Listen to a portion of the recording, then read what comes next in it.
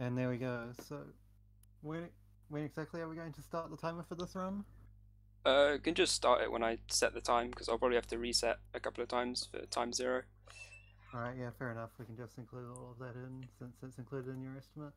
So, whenever you're ready, just Alright, intro and get underway. 3, 2, 1, go. Alright, so this is Pokemon White 2. This is challenge mode.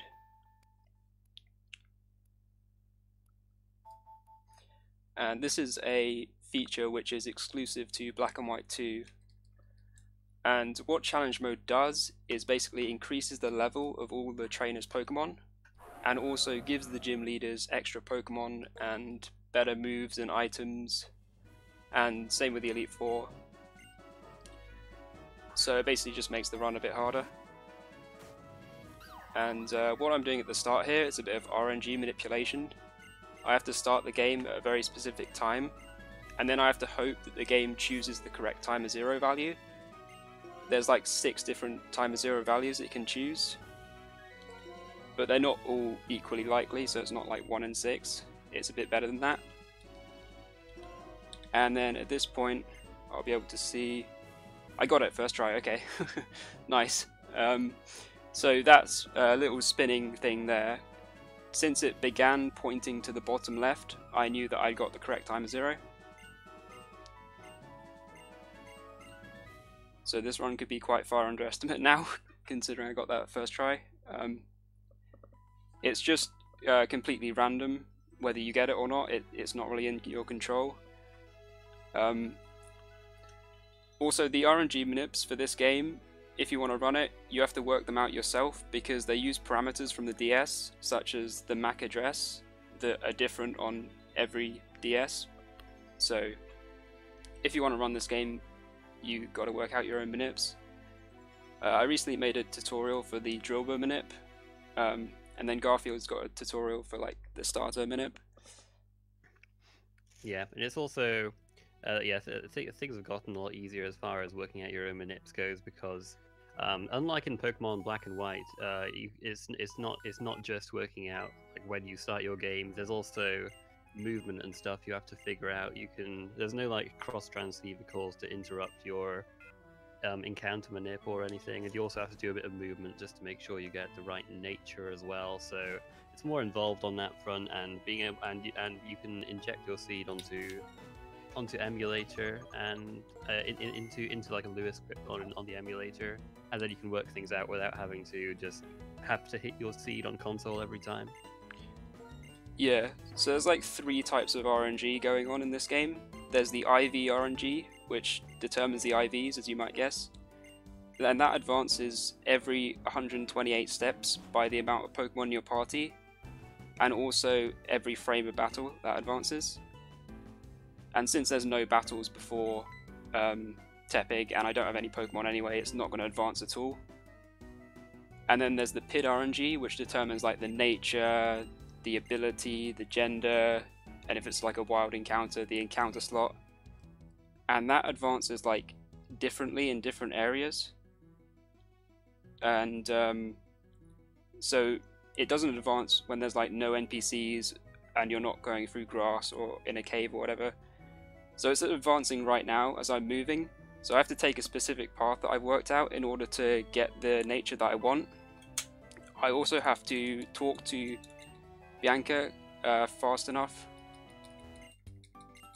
in order to get it, and you have to talk to her twice, so it makes it a bit harder here to find a consistent nature.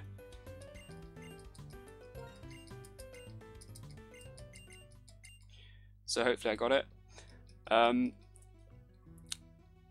Yeah, and then the third RNG is the battle RNG, which I don't know, we don't really know how to control that. It apparently uses like mic sampling and stuff. It's like ridiculous. Yeah, it sounds like it would be very, very difficult to manipulate that.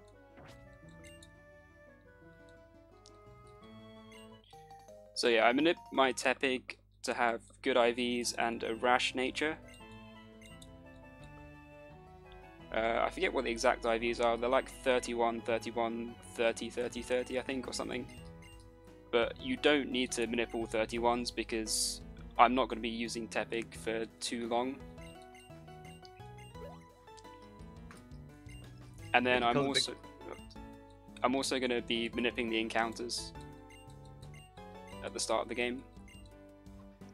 Because the RNGs are like split into those different ones, like we mentioned, it's like in other gens when you try, you can't manipulate Pokemon this good, just like for speed running. Really, you have to kind of make some sacrifices, but like just because things like the nature and the IVs being separate, and also like when you load up the game, you can press different buttons while it's loading up, and that changes the RNG as well. So it just makes it a lot easier to get those perfect or near perfect IV spreads you're looking for.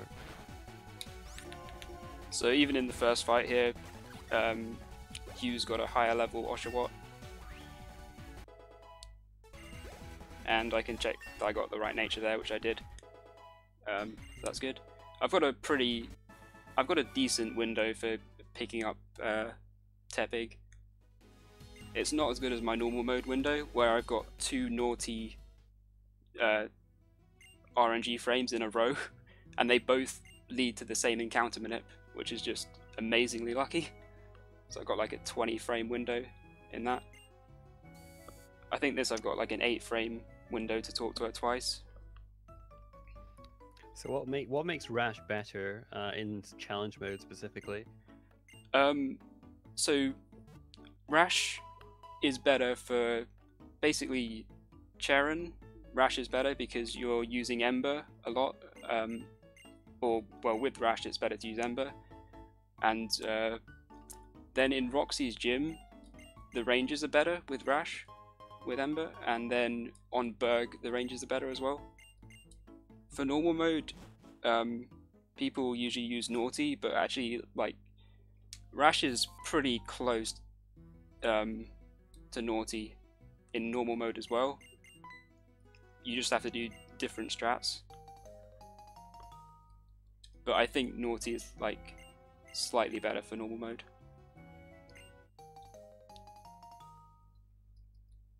I don't think we mentioned this, but when we say like the levels are higher, that is literally the only difference in terms of stats. It's really strange how they did this. Yeah, and that actually means all the regular fights, not the gym leader fights, in this category are actually easy, either the same or easier than in normal mode. Because you're obviously higher level because you get more experience, so it removes like some damage ranges and stuff. But then the gym leaders are much harder. Like all the gym leader fights are harder. And there's some which are... Yeah, like the stats may be the same, but they're just like the move sets, the hold items, the extra Pokemon, it's all makes it a lot more difficult.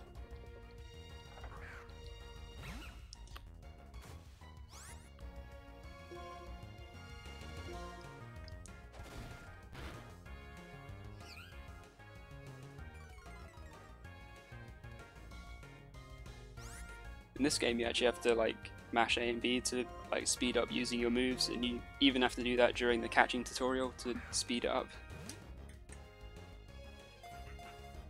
And there's no L equals A in this game, which is kind of annoying. They just took it out for this game, for this generation. Yeah, it's weird. They brought it back in Gen 6, but just, I don't know. I don't think you needed it in this game or something. And yeah, text in this game is 2 characters per frame, so pretty fast. And the Japanese text in the Japanese game is 1 character per frame, so Japanese is actually slower for this game, and I think later gens as well.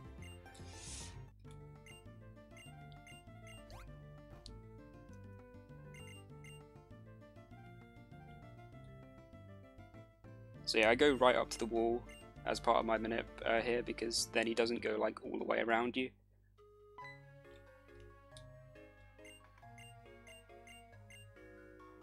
Saves a little bit of time. Oh yeah, didn't mention about the seasons. So I'm using autumn at the moment. You can basically use spring or autumn for the initial seed. The problem with summer is Pidove is a lower encounter rate on Route 20, and you want to catch a Pidove, and you can't get it level 2, which is you can weaken more. And then winter, the problem with that is some days on winter it snows in Flossy Town, which the snow is like randomly generated, so the RNG actually advances during Alder's text boxes, which makes it basically impossible to manipulate past that point consistently. And I found that out the hard way, because before emulator testing, I was testing a seed which had snow, and I could not figure out why I was getting inconsistent results after Flossy Town. But it was because the snow was advancing the RNG. Yeah, as far as the speed of the seasons goes, there's not really there's not really a lot of difference. Like in autumn, you can skip jumping a ledge, and in spring and summer, you don't have to go up and down some stairs in the sewers. But there's very little in it really. It's more important to get the seed. Yeah, you want something that's close to your Drilbur seed, so you don't have to change the time as much, and when you leave the sewers the season doesn't change too much. And that's why I was looking in winter, because my Drilbur seed is in winter. So I found a Tepig seed on the same day as my Drilbur seed, but unfortunately I can't use it. So yeah, I'm going to catch this. Sorry, just would you recommend finding your Tepig seed or your Drilbur seed first, or is it not important? I would do Drilbur first, because then you can just find a Tepig seed where you don't have to change the date and or time too much.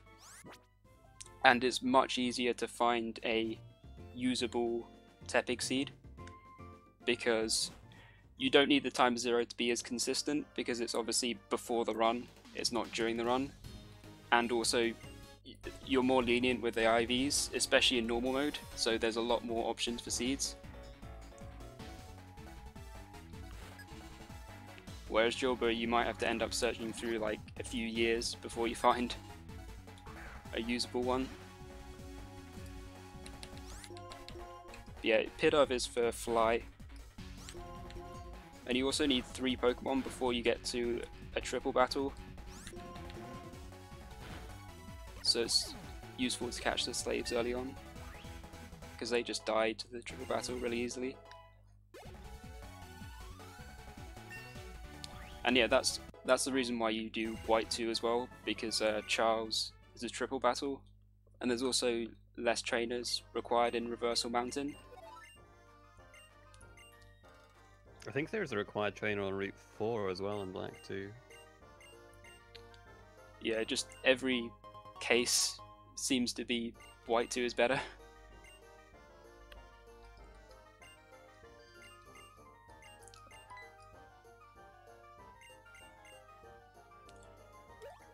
And now I'm gonna manip a Psyduck in the ranch.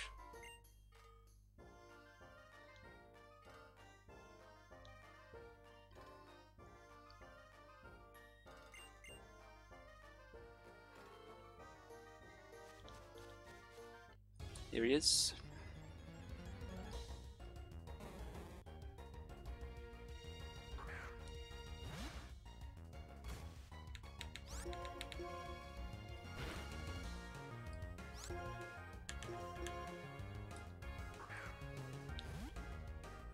And then that's the last thing I need to manip, so after this I'll just be manipping for no encounters. But coming up is actually the hardest bit when you're working out the manip, because you've got to pick up an X attack, and like all the movement I did before this, apart from talking to Bianca, I was just, not having to, I was just, buffering all the movement, so it's very consistent. Whereas like the X attack, it's impossible to like pick it up on the same frame every time. So there's a bit of RNG divergence here, but I've got a path which works for the first 6 frames that I can pick that X attack up on. I usually pick it up on frame 2 to 4, but it works for the first 6 frames. It might work for frames after that, but I didn't bother checking, because like you probably wouldn't be that slow. And then spinner he passed, normally when you run past spinners, they will turn and they'll turn and see you. But that guy, I like to imagine he's just listening to really loud music or something. Maybe he's got some coughing of the toxics in his ear or something. I don't know. Yeah, he doesn't react to your running, and obviously because I'm manipulating at the moment, I know which way he's going to spin, so there's no chance of him hitting me. So when I get back to the town, I'm going to look at the NPC, and his movement is going to let me know what frame I picked up the X attack on, and then I can use that information along with later NPC information to manip the last route back. So here you save a bit of time by having Autumn. You skip that ledge, very minimal time save. So he looked right left, that means I picked up the X attack on the 3rd or 4th frame, and then I've got to pick up this X speed.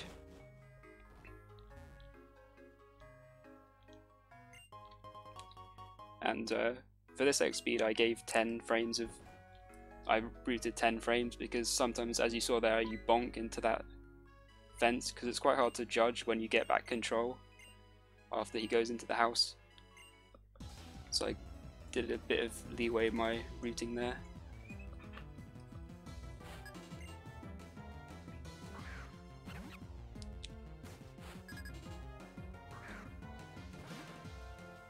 And then, yeah, when I leave the house, I'll look at the NPCs in the town and know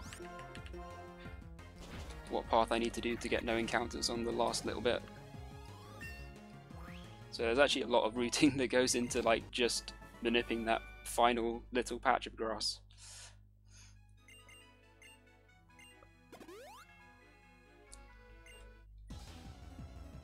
Since Gen 4, the marts, they sell you more stuff if you, just depending on how many badges you have. So after he's beaten the first gym, which is back in the first city, he'll be able to buy repels and won't have to worry about encounter manip anymore. Yeah, and it's a really good point for that to happen because after the first gym you get a phone call, and phone calls in this game make the PID RNG advance every single frame, which makes it impossible to manip past them reliably. So like if you saw the black and white 1 run, you got phone calls after the first route, so you can barely manip anything. Okay, so I saw that guy moved right left, so I think I know what path I need to take now, but I'll check the other NPCs as well just to make sure.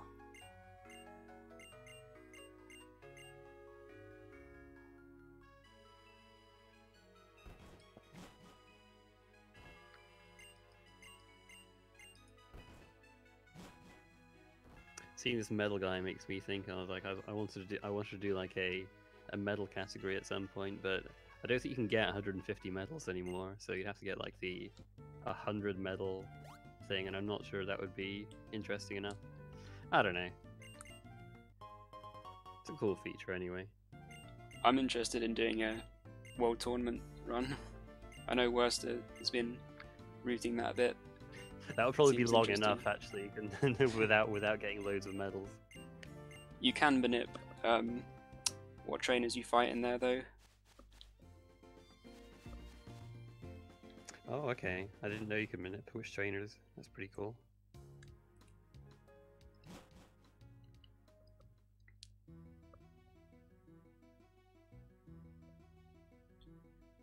So, one thing to mention, actually, it would be bad to die.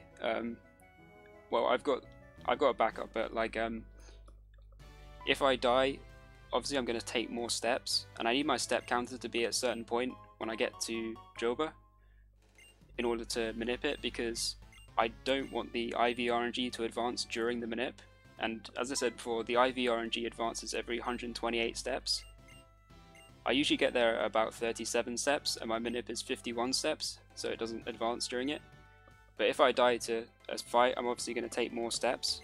But I've got written down how many steps a death to like all the trainers cost, so I can, if I do die somewhere, I can adjust my step count and the minute will work fine.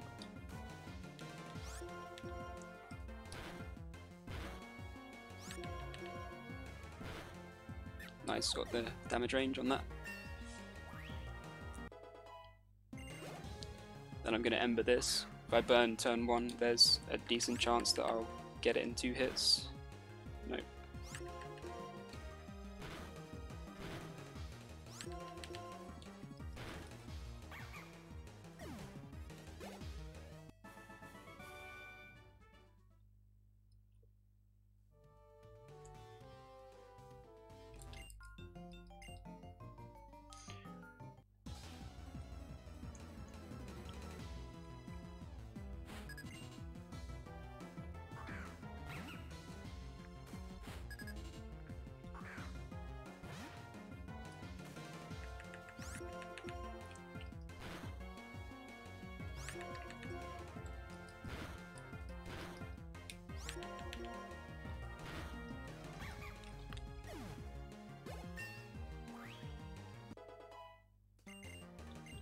So I'm going to teach Defense Curl here, because it's useful for the Charon fight.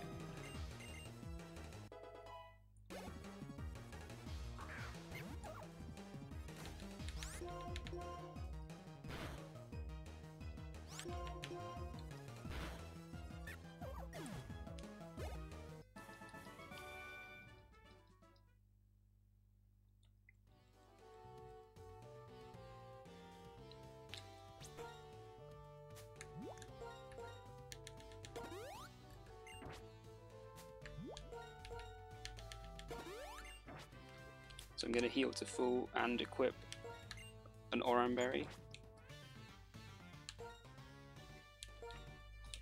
And also save, because this fight is hard. Like, all the gym leaders are really annoying. Well, not all of them, but a lot of them. They definitely made them harder in challenge mode.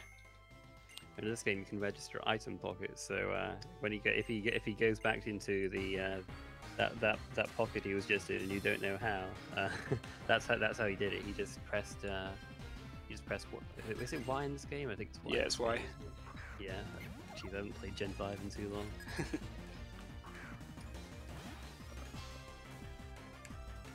So I'm going to Defense Curl turn 1, so everything does less. Then I'm pretty much just going to spam Ember. Okay, I'm not, because I burned. So if I used Ember again here, I'd put him into heal range, so I'm going to Tail Whip. And then Tackle will kill. That's the rare scenario where you actually don't use Ember.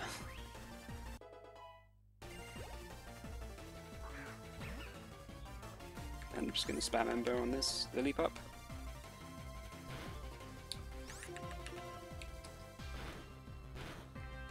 And I burnt that as well, wow.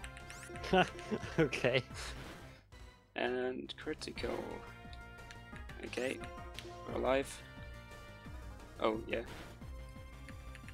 Potions. Alright. Hopefully I get work up here from this Pidove. He didn't have a Pidove in normal mode, but this is what they added. And this Pidove's got super luck. Nice. So if it's got a 1 in 8 chance of critting rather than 1 in 16. But it didn't, so we're good. Good stuff, good stuff.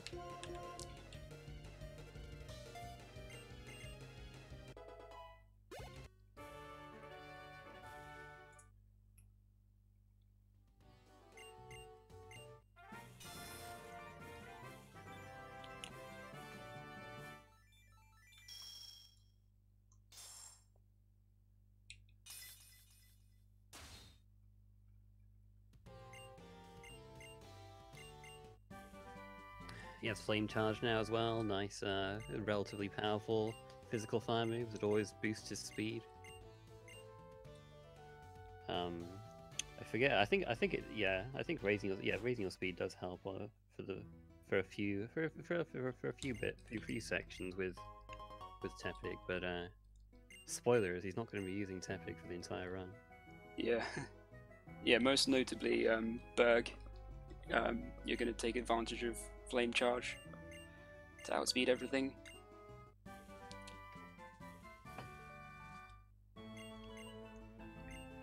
So yeah, I got the X defend there. That's going to be very useful later on for a very hard fight.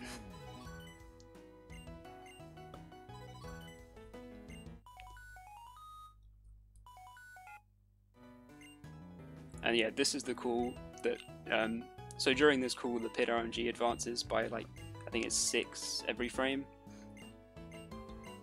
And it's like really long as well, this call. So it's not possible to minute past here. But you can buy repels now anyway.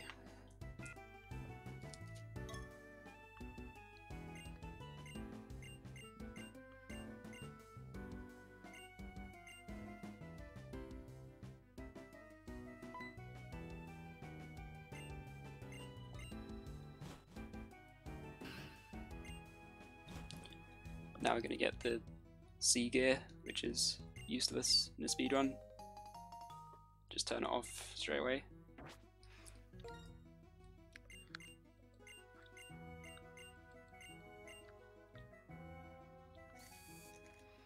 So I'm going to deposit my HM slaves now.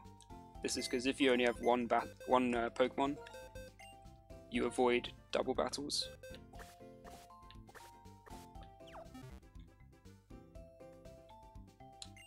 Then I'll get some super potions and repels. Oh, need 5.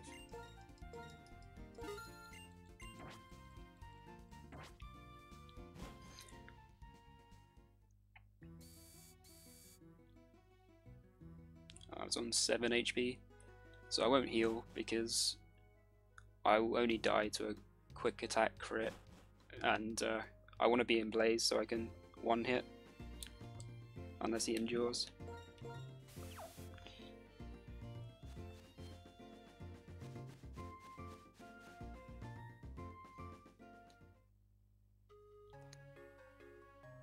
I don't think we ever actually explained how you get challenge mode in this game, but you have to basically transfer a key from a completed Black 2 file. You used to be able to do this by just sort of game syncing your Black 2 to like the PC. You can't do that anymore though, so now you need 2 consoles and a Black 2 copy and a White 2 copy to run this category. So you can see why there's not a great deal of runners for this, but it's very cool when you see it because it's just like one of those rare things, you know. And combine that with having to make all the manips yourself as well, it makes it very hard to like start running this game.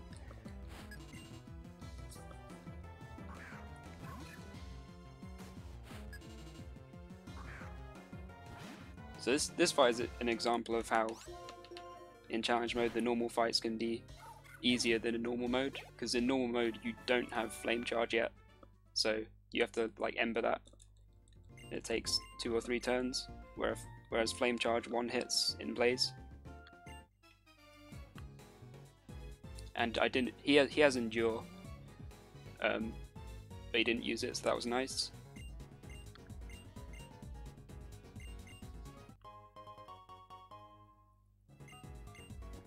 But actually 7 HP is bad here because it's too low to go into the next fight, and if I use 1 Oran, I'll be out of Blaze, so that means that that's also too low, so I have to use 2.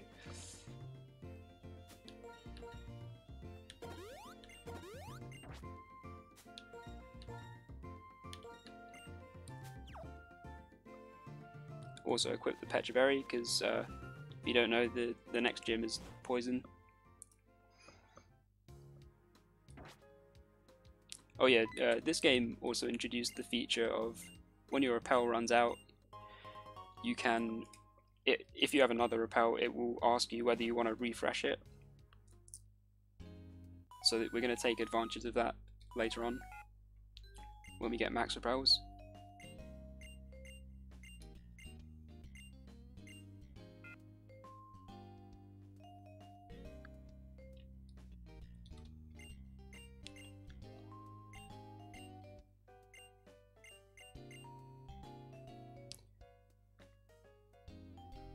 Best case text mashing is very different from human mashing.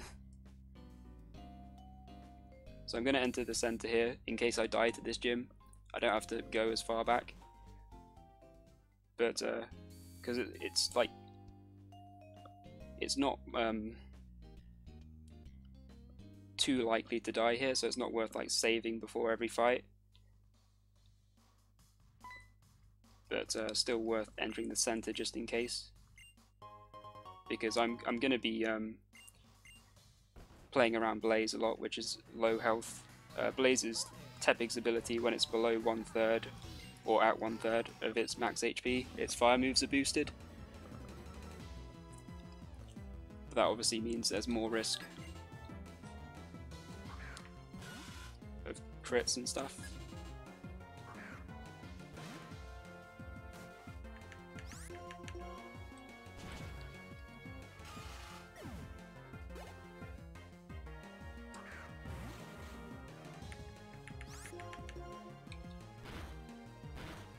See, this coughing is a 3-hit because I'm not in Blaze, whereas it would be a 2-hit in Blaze.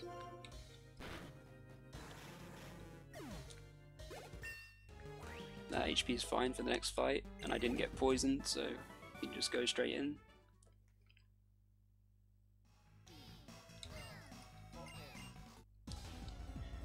So this guy's got a Grimer and it's got Disable. Hopefully it doesn't use it on the first turn. Otherwise, I'll have to try and finish with Ember, which is like very unlikely to kill after a flame charge. Yeah, so this probably won't kill. Oh wow, it did. Okay, nice. That's really difficult. And then I can 2-hit this coughing because I'm in Blaze.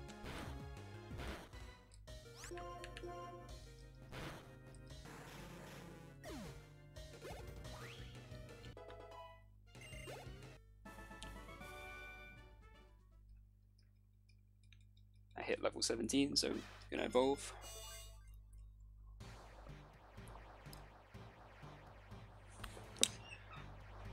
And I can teach Work Up now, because Tepig can't learn Work Up, but Pignite can. I want it for the next fight.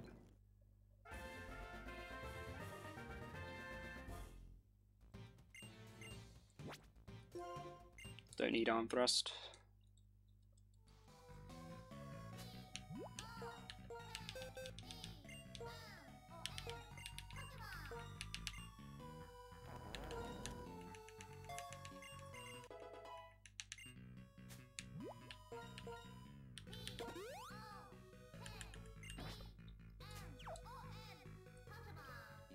So this is very subtle, but I use the fresh water there because I only have 2 of them, so when I use it the next time, it'll be my last item, and it's like very slightly faster to use the last of an item rather than like when it's not the last of it, because it like backs you out of the menu immediately.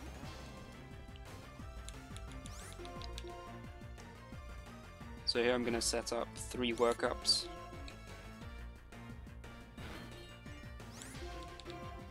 And then I'll be in Blaze, +3, and be able to one-hit everything.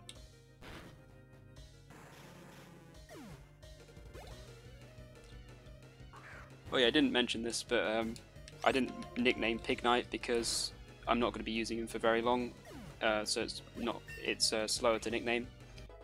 And also, I can't nickname him as well with my RNG minute because nicknaming advances the RNG. So my RNG minute wouldn't work if I nicknamed him.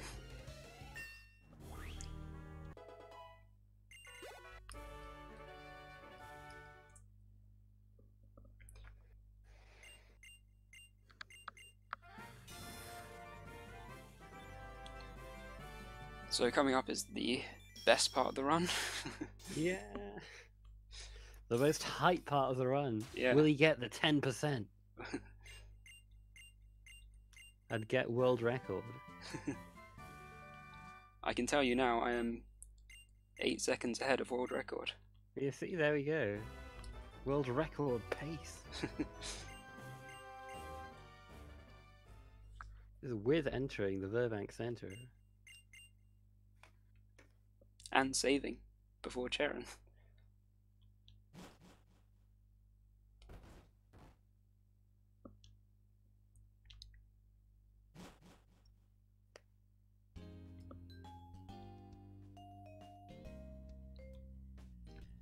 Yeah, so coming up is Pokestar Studios,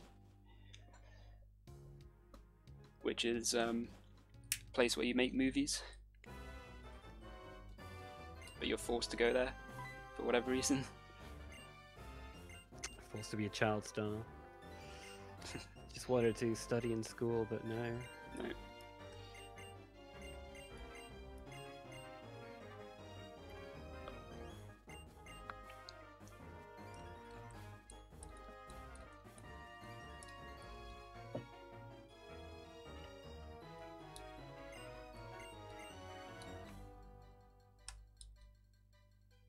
This is one of those things that's I thought this was quite a cool feature casually, but like when you're when you're forced to do it every single time in the speedrun, it just kind of wear down on you a bit. Yeah.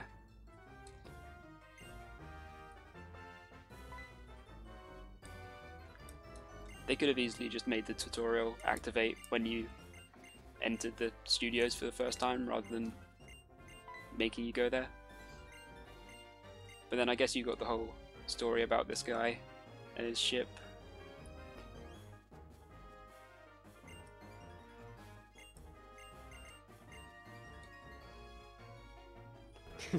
So you've already got some movie fans here, quoting the movie already before it's even happened. Whoa there, Bryson man, it's not nice to do bad things.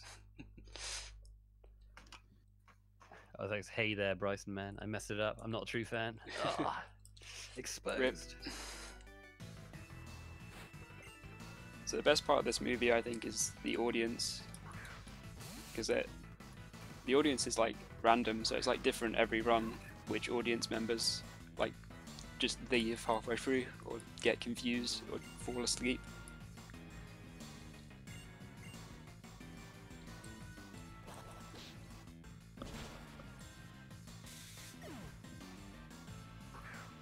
Moss Man, Bryson Man. Who could he be? I just can't tell. See, they're all just asleep now because it's such a great movie.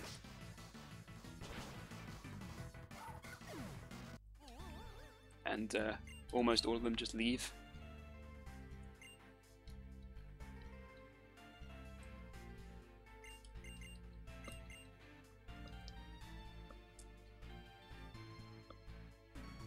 And the credits here, they're sometimes on the left and sometimes on the right, and sometimes they fill up the whole screen. And I think filling up the whole screen is the fastest credits. Look at that, bad RNG, but that's not the important 10% RNG in the movies. We've still got that to come. Yep, very exciting stuff.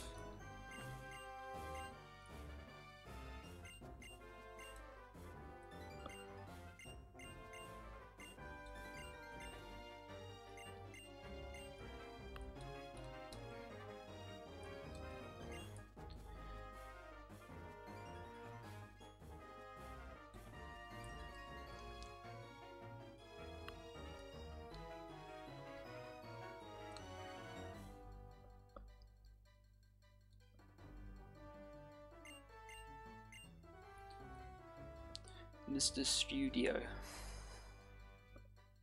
Huh. So funny.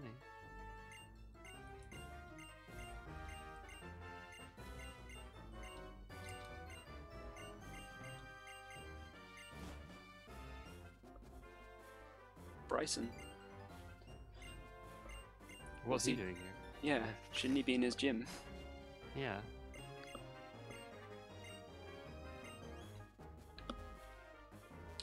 Oh, maybe he's Riolu Man. You might be onto something. Yeah. Do we get to play Bryson Man? Oh my gosh, I can't wait. So this is the most important fight of the run. Yep.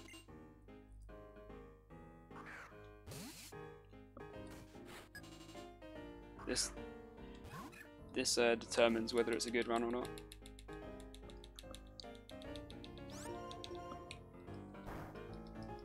Yep, got the freeze.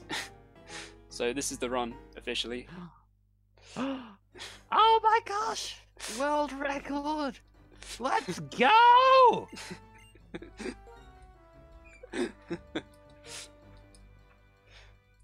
Oh my gosh, so excited. Ah. Yeah, so if you get the freeze there, you save time.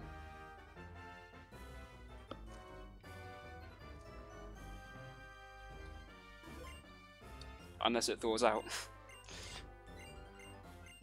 Yeah, that's like the mega bad luck if you freeze and then it thaws. Yep.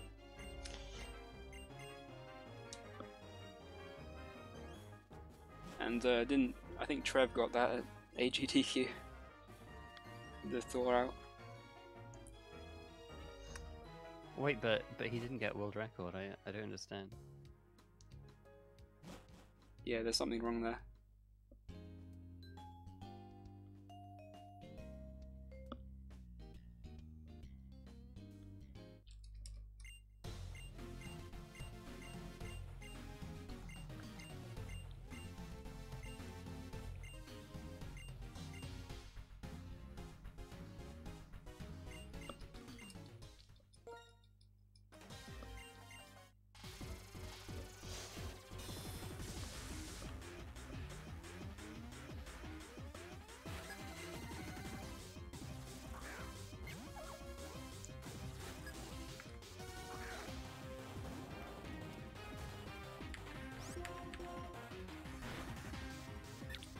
That patch rat has detect, so it can be pretty annoying if it spams it.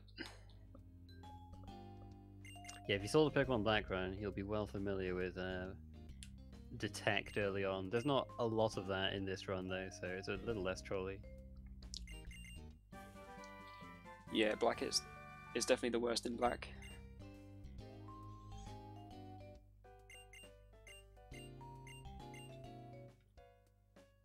HMO on cut, and in this game we don't actually need it.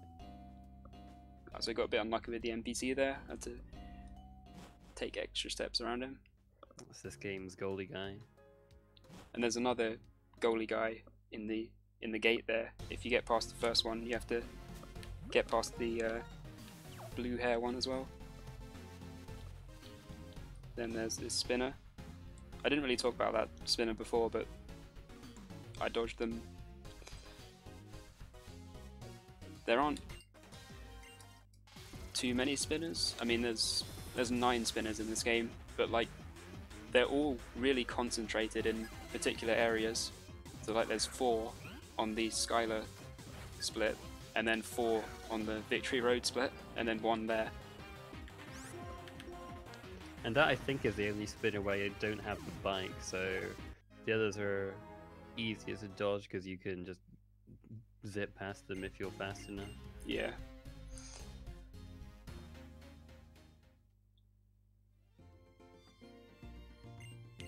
And you can't like manip spinners in this game to like dodge them 100%, but you can, like they do react to running, apart from that one guy we mentioned before.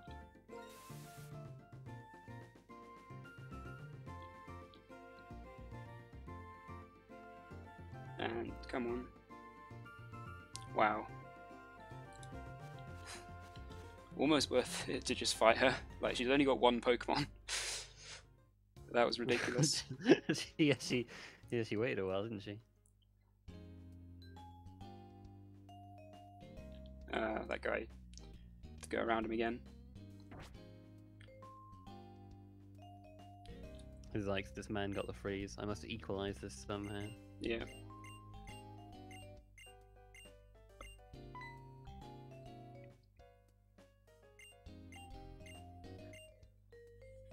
I can't believe nobody's mentioned this yet. But Crafter picked the boy. Yep. What do you think about that, chat? The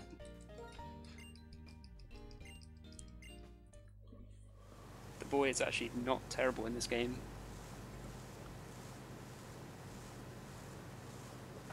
Actually, the optimal choice because you're Riolu kid instead of Riolu girl. Where does that actually appear though? I can't find. Where does that appear? Does that not? Well, maybe does that not appear unless you're like in the? Maybe it doesn't appear unless you're in the movie. I'm not sure. I thought like it said during your dialogue, it said like Riolu kid, blah blah blah. It said something like it with colons before you said something. But maybe it's only in the movie. If you watch it. But no, the best reason for picking the boy is you don't have to press right to pick the girl. So you can reset faster for timer 0.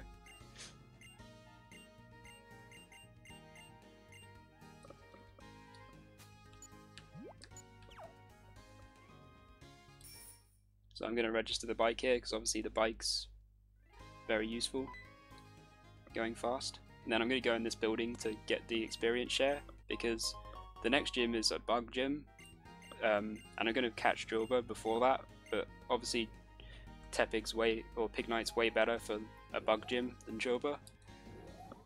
So for Jilba to be able to get experience as well, I will be using the experience share.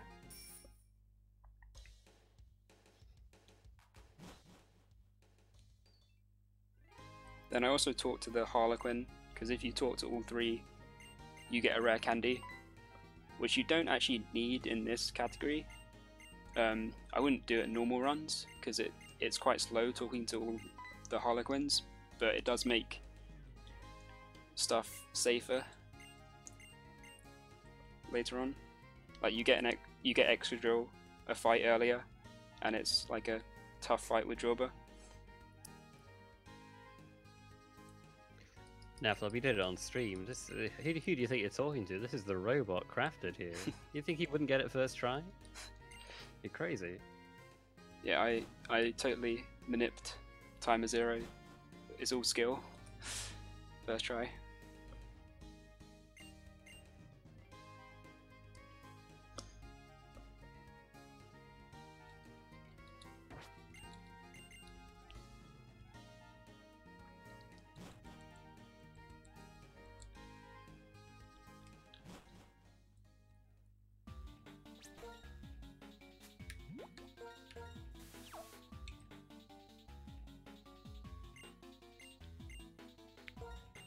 I'm gonna have to close my curtains because it's so dark in this place I can't see very well. Wow.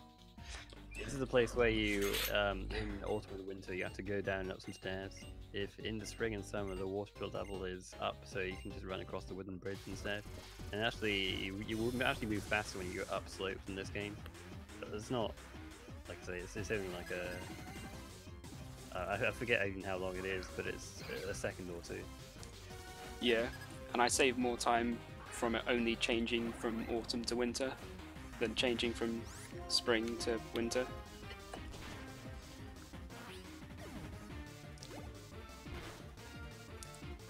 Alright, crit that's nice. It actually is faster to die to this fight, because then Pignite doesn't ever get to level 23 and try and learn rollout. But it's not worth like sitting there stalling until you die, because, well, you won't anyway. Like, Duot will kill it, so you might as well just try and win yourself.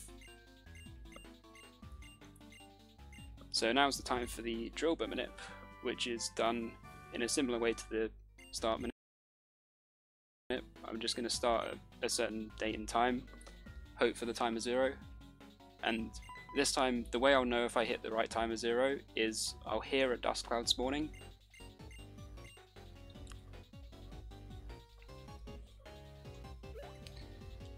Because yeah, that's the way you get Drillbur in this game. You get him in a dust cloud. So I've got to save on this specific tile. We save out here rather than in the actual cave because RNG doesn't advance here, and that causes variance for clearing the season thingy. Like when you start the game, it has the season.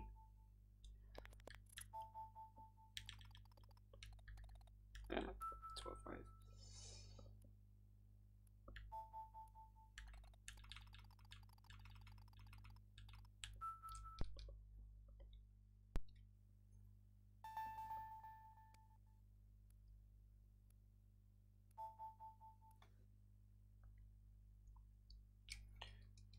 And I've also got to hold specific buttons, like with the first manip.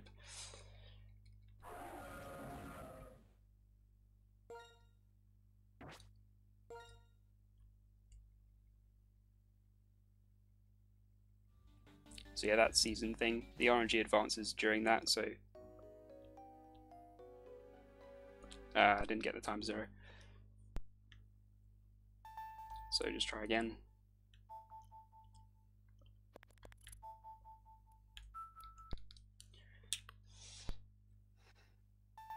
There's nothing you can do about time 0. It's just like basically luck, whether he gets it or not. Just gotta reset until you get it. Yeah. So there's some timer zeros which are more common than others. For like certain times of starting up the game, can have one timer 0 being more common than another one. And I didn't get it second try as well. Okay. I mean this one's pretty common, but it really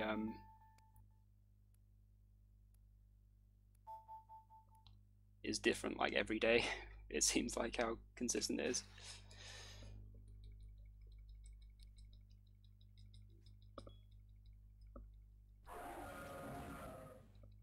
It'll be worth it though. The Drillbur he gets is an absolute monster.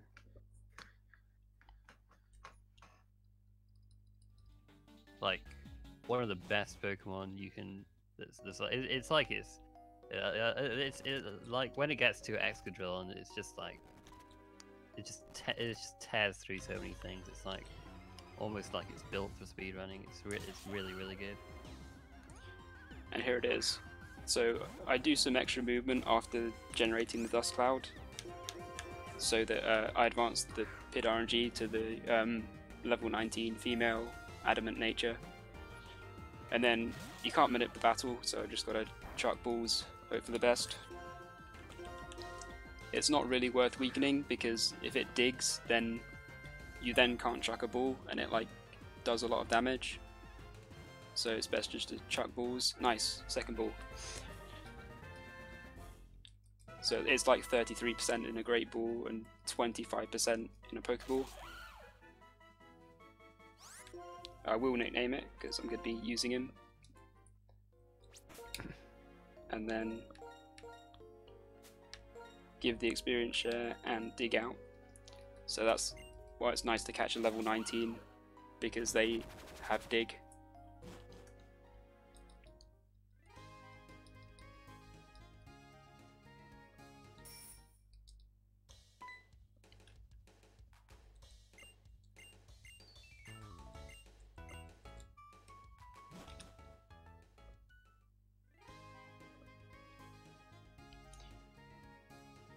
And yeah, female is better because Skylar's Woobat has attract, and it's female, so being female you avoid that, and you also avoid attract from Grimsley's Lipard.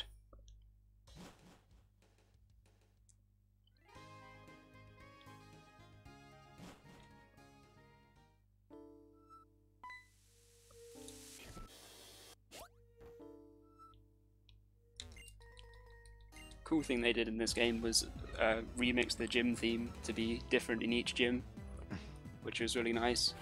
It's a shame they stopped that after this game. Yeah, that feature is so cool. I would have loved them to bring it back in XY, but I guess just one of those features that makes this game special, I suppose. Yeah.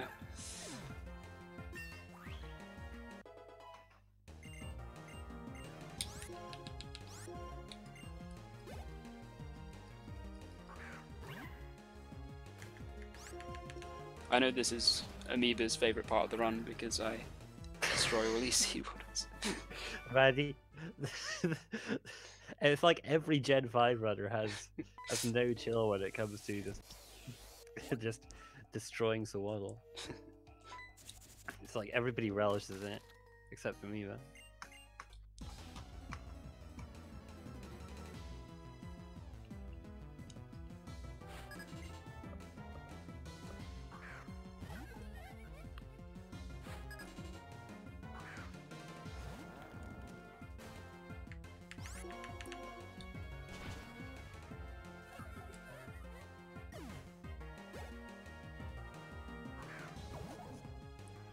This Swadloon can protect. But it didn't. Good.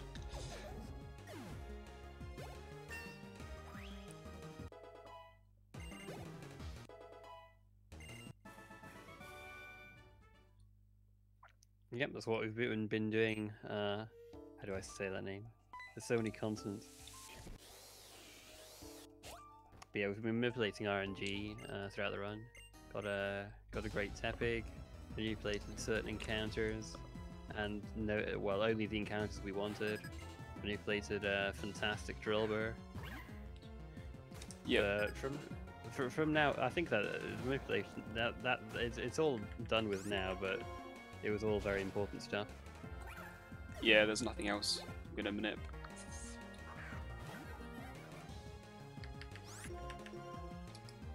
If you could manip fights, it would probably be worth to manip Elisa. Because that's definitely the hardest fight in this game.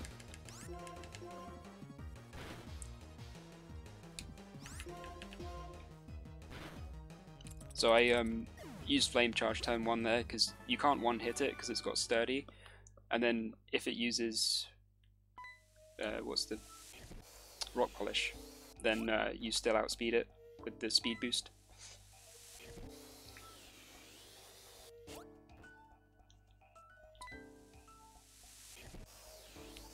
So I'm almost at full, but I am still going to heal.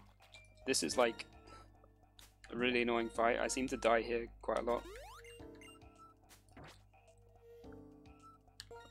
It might be the second hardest fight after Elisa, to be honest. So I'm going to save.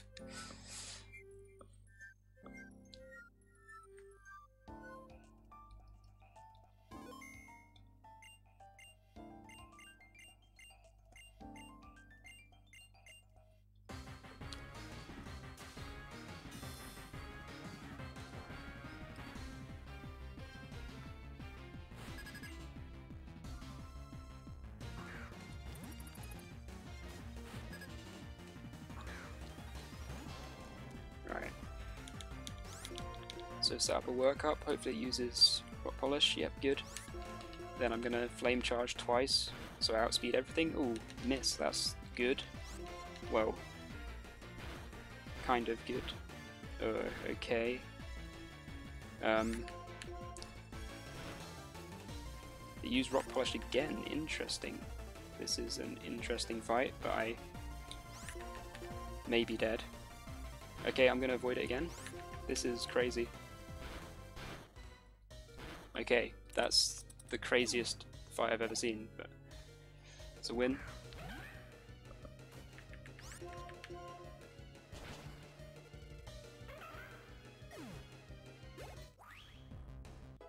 Oh, geez, that was close. Oh my goodness.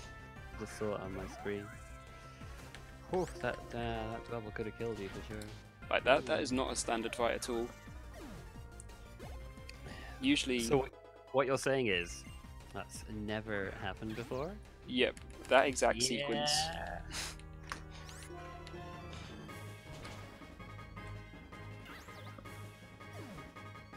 Like, normally you get hit by Rock Blast twice, and you just have to hope it doesn't get like a 4-turn and then a 4-turn or whatever. Like anything more than a 7-turn or like a crit somewhere. 7-turn like in 2 moves.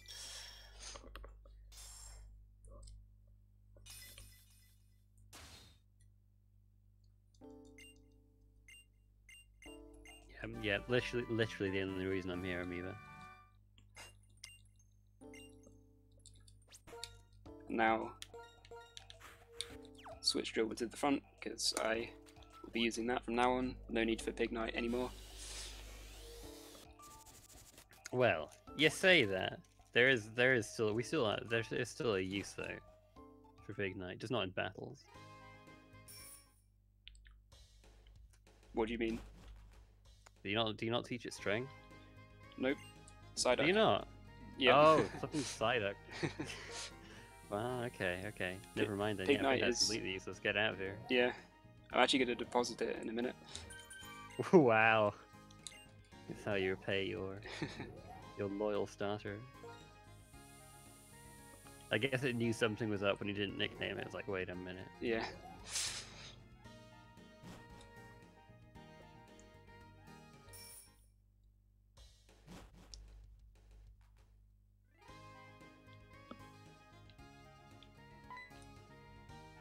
Yeah, just like trying to imagine Psyduck shoving these massive boulders.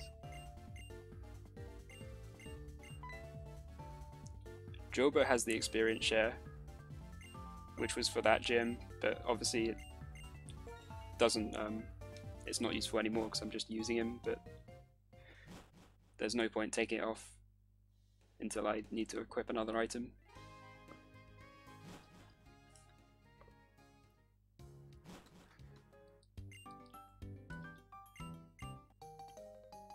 This Drillbur, I believe, has Sand Force, which is important for one fight. Yep, it's the next fight. So Sand Force and I think it's 12 plus IV in challenge mode allows you to 2-hit the upcoming Magnemite with Mud Slap, which otherwise you'd have to Mud Slap and then dig. So it saves 1 turn.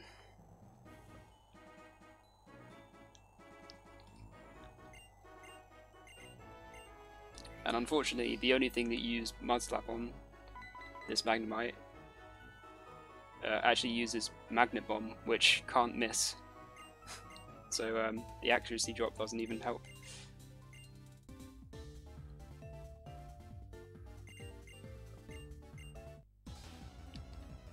Game volume up.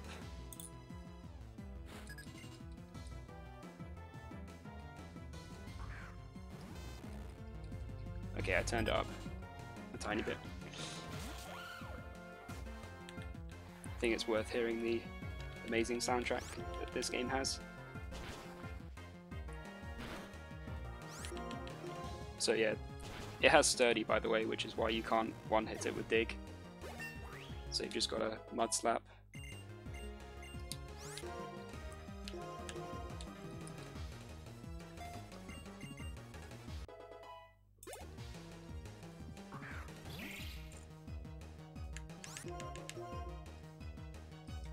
They get Home Claws there.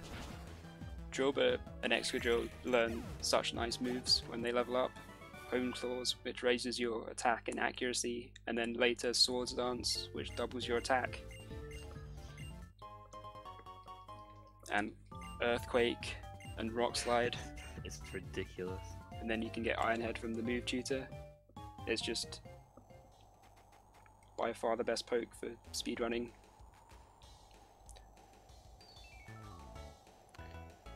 A bit of confusion in chat as to what specifically Sand Force does. It specifically boosts the power of rock, ground, and steel type moves in a sandstorm by 30%.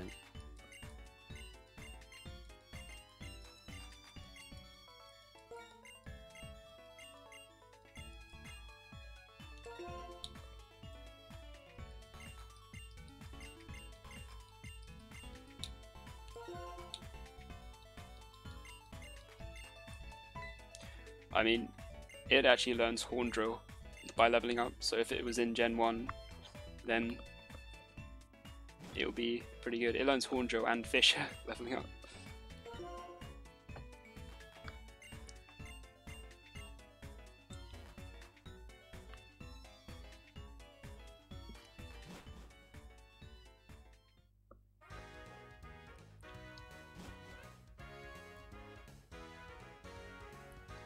So now we're going to go to the fake gym, the old gym,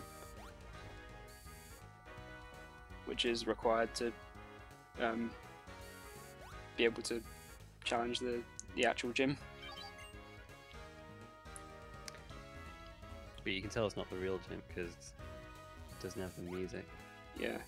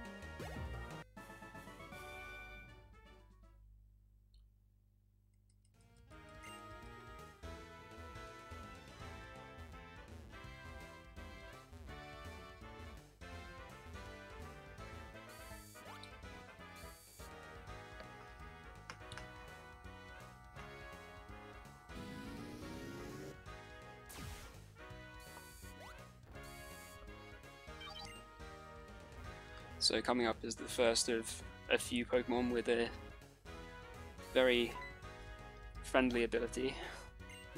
Yeah. You may be immune to electric type moves, but you're not immune to the most annoying thing in this place.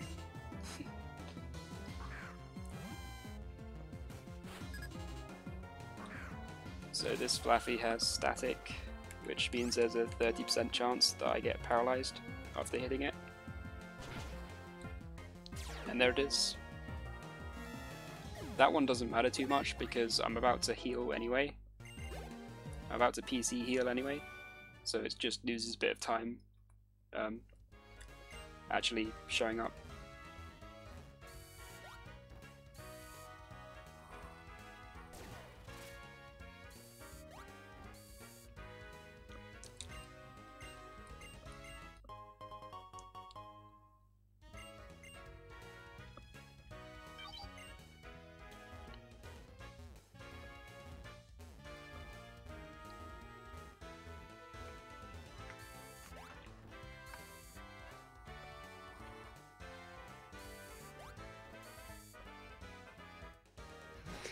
How he knows, she's like, trust me, you're gonna need this. Gives you a paralysis heal.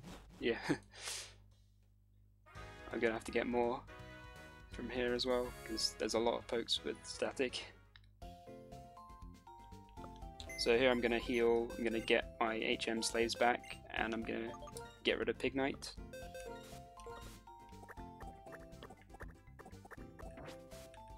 Bye bye Pignite.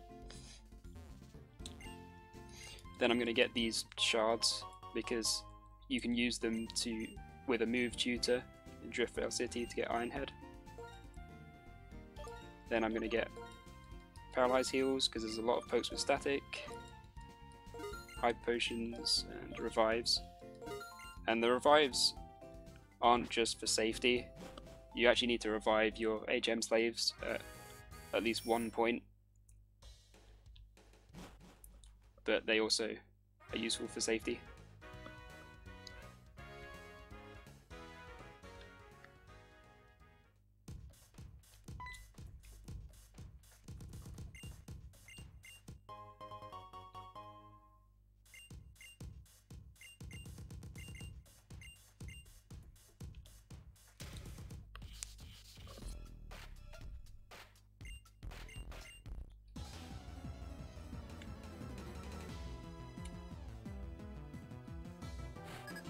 So now we enter static hell.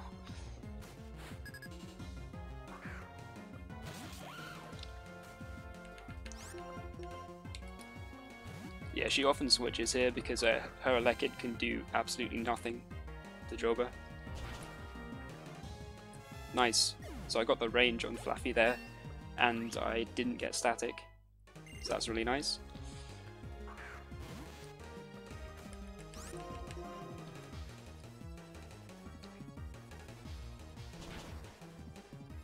And no static from Lekid. Nice. Good start. Ooh.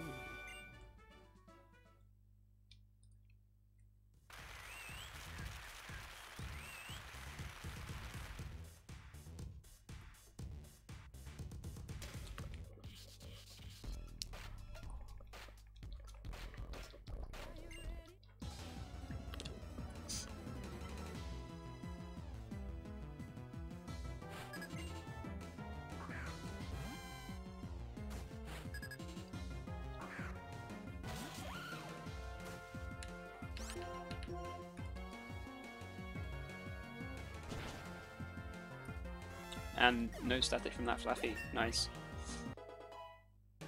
Alright. The Blitzels don't have static, so I don't have to worry here.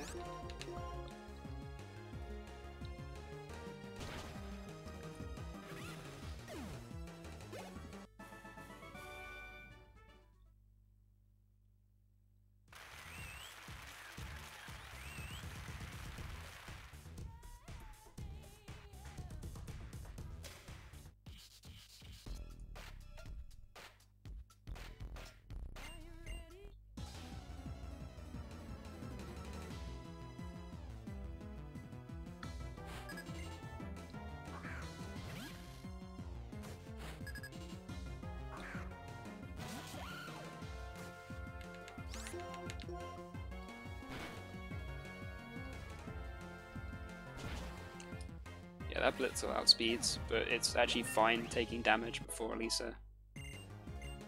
Okay, yeah, I'm gonna teach Slash here, because, like, you need it for beating Emolga. And I'm also gonna use it here because I need to save one dig PP from... Oh, nice crit. So Slash has a higher crit rate, so you can get crits sometimes, more often. And I'm not a fool, but I will go in with this HP because it's going to be easier to manip quick attack range. So yeah, this is the hardest fight in the game, and I think it's up there for like the hardest fight in any Pokemon speedrun. So I'm going to save. Because yeah, they gave her Emolga Aerial Ace, which is very powerful. Yeah, it's a bit weird saying like this is the hardest fight in the game and you've just been digging everything else, but you can't do that with Emolga, that's for sure. Yeah.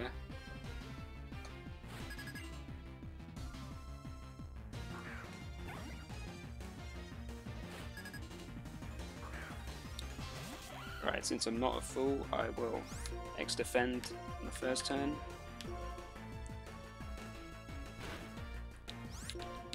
Bone Claws. And then I'm into quick attack range, so I'll heal.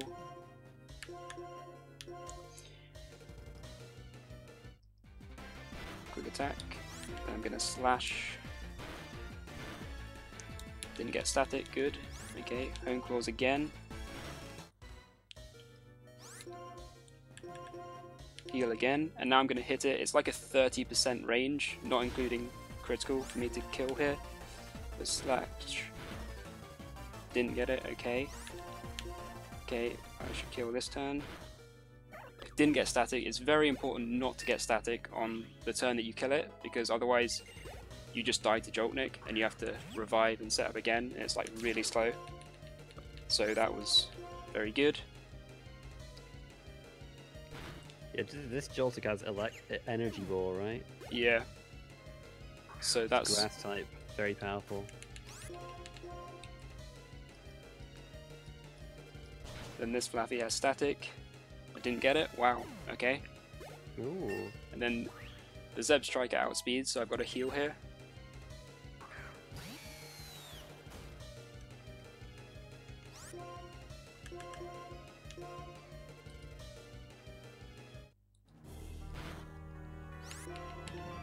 Then it's got Stomp. Don't flinch. Okay. Nice. That was amazing.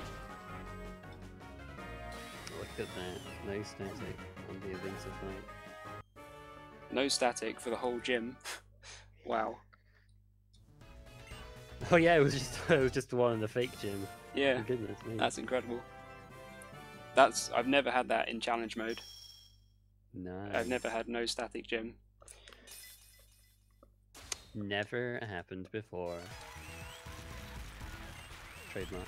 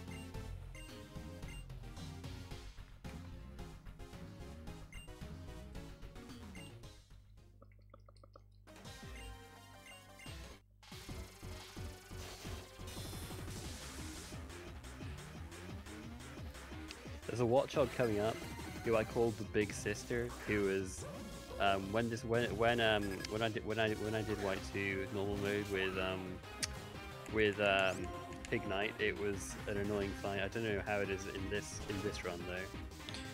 Yeah, you give it 1 turn, and it's got Hypnosis and Confuse Ray. Yeah, I remember that. So hopefully, it's like it's a weird one because it can't like actually kill you directly. Well, unless you're at 1 HP because it's only attacking with Super Fang. Yeah, but you can just die to confusion. No one. It's just that makes it really slow if you do die to confusion and have to revive because it kills your slaves really slowly.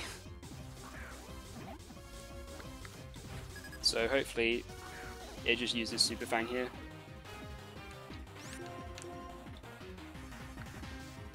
Yeah, I avoided Hypnosis and avoided it. Nice.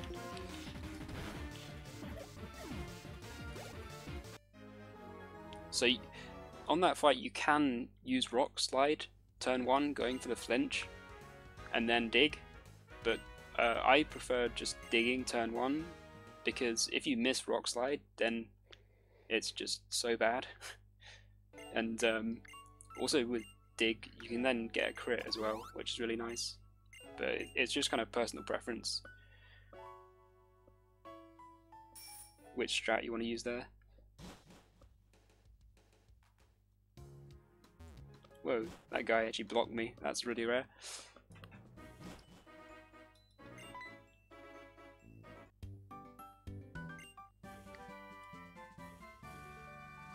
But yeah, you get a free heal after that fight, which is useful. Because coming up is another hard fight. I know I said that last time and it turned out really easy, but trust me, that Elisa fight is hard, despite what it looked like there.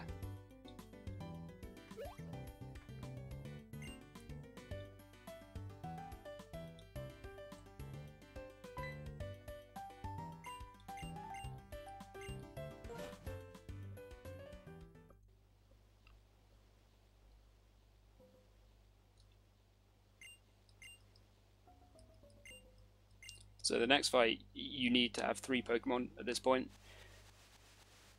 because it's a triple battle.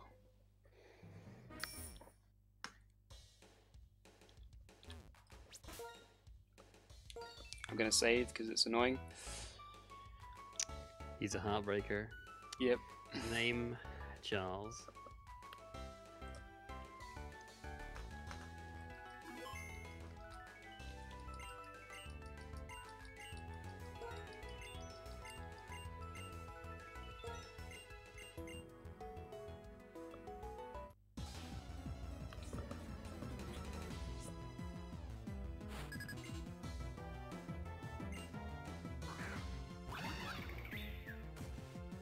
Alright, so I'm going to take advantage of the fact that in Gen 5 you can use an X item with another Pokemon on a different Pokemon.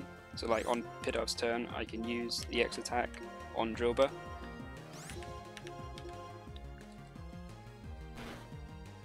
And hopefully they kill both of my slaves here. Good. And then I'm going to hit Rock Slide. Yep.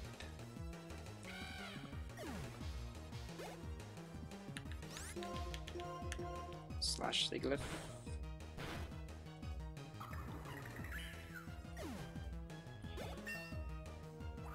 And then just check my HP here. I think it's fine because it's over half, but I forget.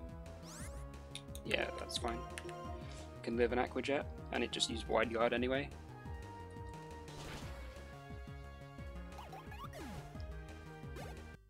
Nice Charles fight.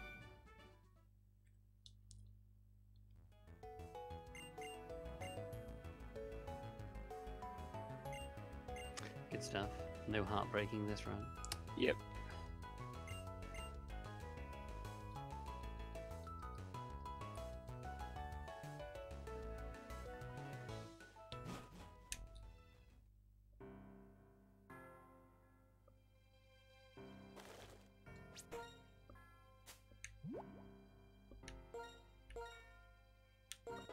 Alright, so I'm going to Rare Candy here to evolve. Normally you wouldn't evolve here, you'd just do the next fight as Drillbur, and you wouldn't have to pick up the candy. which saves a lot of time, but for consistency I'm going to evolve here. It makes the next fight like way faster and easier. And then I'll also revive my HM slaves because I need them alive for clay.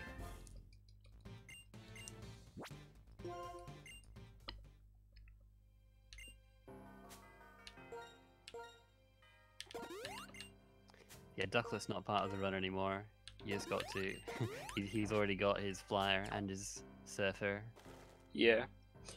And I actually delay my menu until I hear that there's like a what's it called, a flying spot thing, because then if it's right in front of me I can dodge it, because I have had runs where I've had one spawn like right in front of me and I've got Ducklet when I don't want it. Oh wow. But if I do my menu after it spawns I can react, hopefully.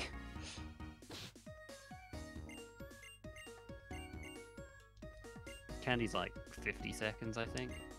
Yeah, it's 55 seconds.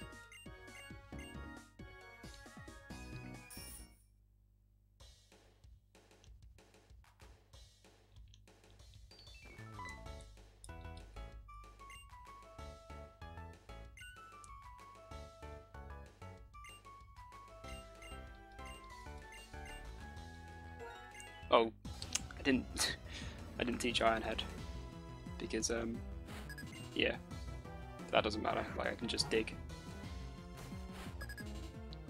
and rock slide, but yeah. Normally you'd teach it after this fight because you wouldn't have Excadrill yet.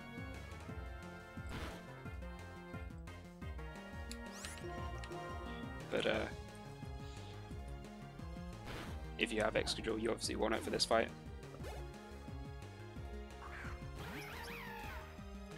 I think Drillbur was always a strat in challenge mode, I want to say. Yeah. In normal mode, it kind of went back and forth. Like when you couldn't manipulate, when you couldn't manipulate Drillbur, it was it was better. Well, I don't know if it was. It was probably it probably would have been better to get Drillbur if you got extremely lucky, but just like for actually being able to finish more runs in a reasonable amount of time, you used Embor. But Drillbur is a lot faster if you can manipulate a good one. Yeah, and then in challenge mode, I think it was always used because of Elisa being very bad with Pignite.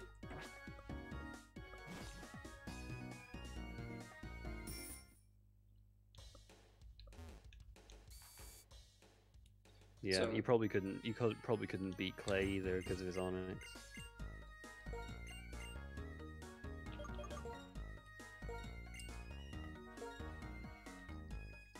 so use those shards I got earlier to teach Ironhead.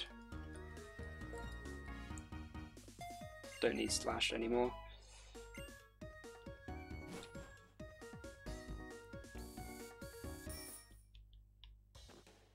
And off to the gym. This is already kind of looking like a bit like an end game set. We've still got like a few improvements to make, but it's already looking really good. The moves we've got right now. Yeah.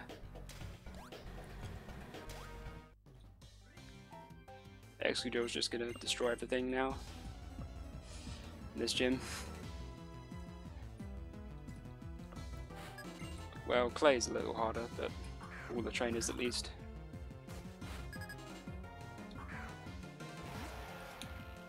So these guys, the exclamation pops up even if you talk to them, so you just run ahead of them, and it's actually a bit faster.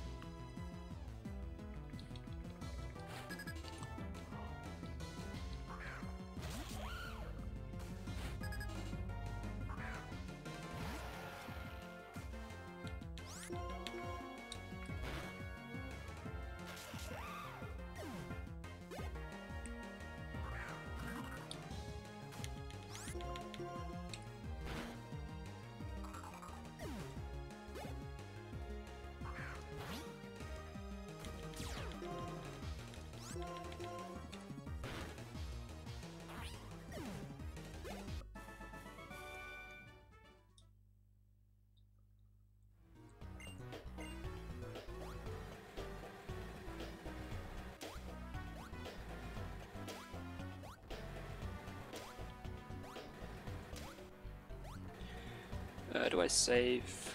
Nah. Let's fight. It's not too difficult. The candy helps here as well because it means Sand Slash is not a damage range at +2, which makes it a lot easier, and also guaranteed to 2-hit at +0, even though you're never at +0 really.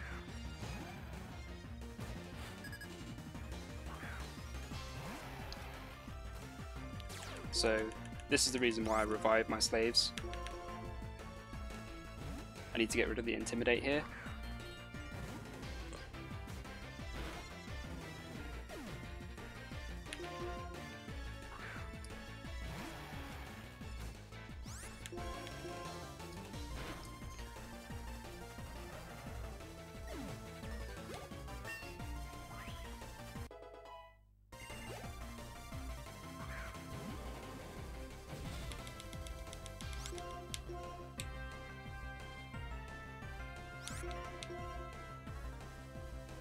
Nice avoid. Ooh, the double avoid.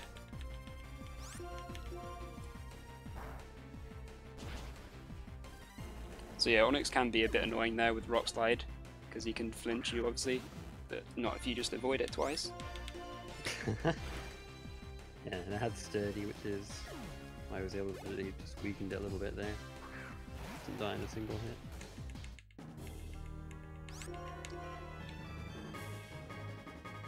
And then even though Excadrill's 3 levels higher, still outspeed it, because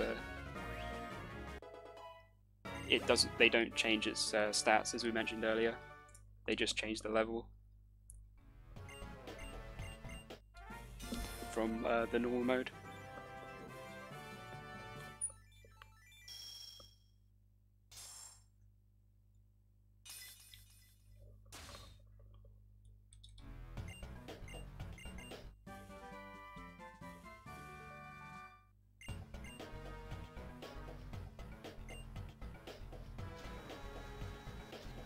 Yeah, Onyx has Explosion actually, and it's really nice if it uses it after you've used Hone Claws twice, because then you don't have to use the extra Rock Slide to break Sturdy. So it's really fast.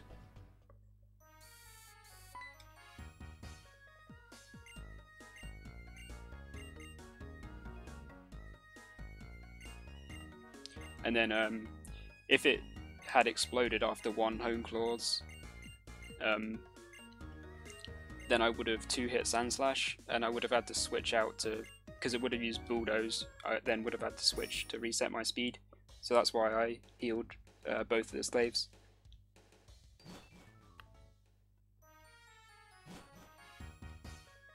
And Onyx can also use Bulldoze, but it only uses Bulldoze if it's faster, if it's slower than you, which it isn't after it rock polishes, or it also uses it if it can kill you with it, which I wasn't anywhere close to the range for that to kill.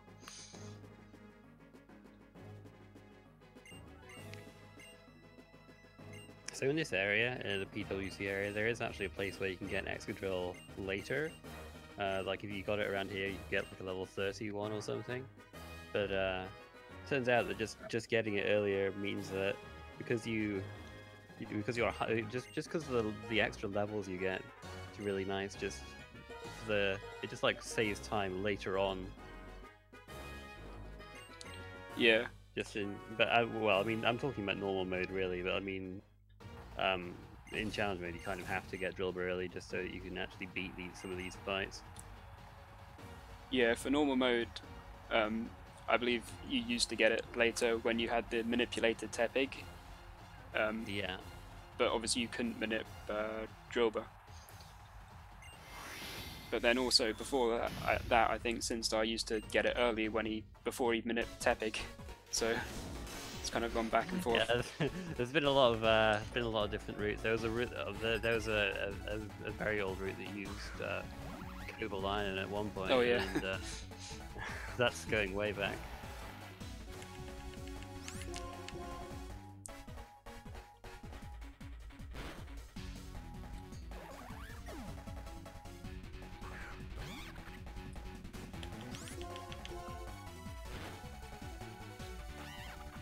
that duo is a damage range in normal mode, and I've actually died to it because I missed the 13 and 16 damage range, and then he got a 5 and 16 critical. Wow. That's probably my most insane death to a fight.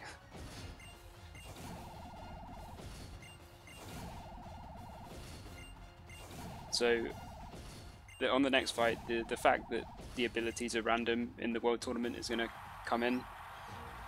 The Stoutland coming up may or may not have Intimidate, and I'm hoping that it doesn't, to save a bit of time.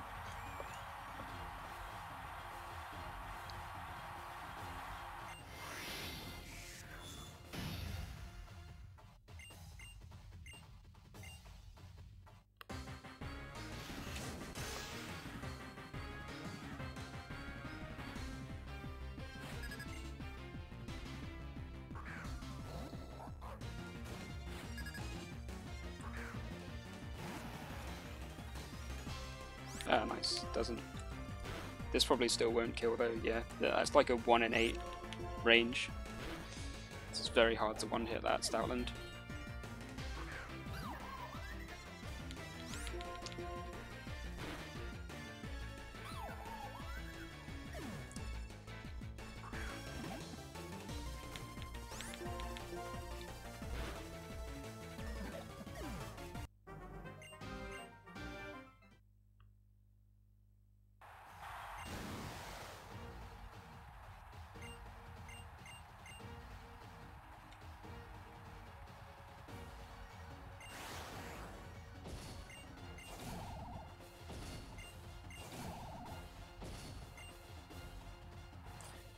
And now I'm hoping that the Magneton coming up does not have Sturdy.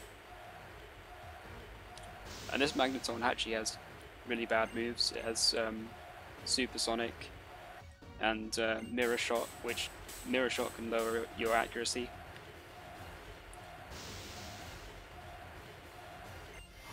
And if it does, I will use a Hone Claws to get it back, because I don't really want to miss.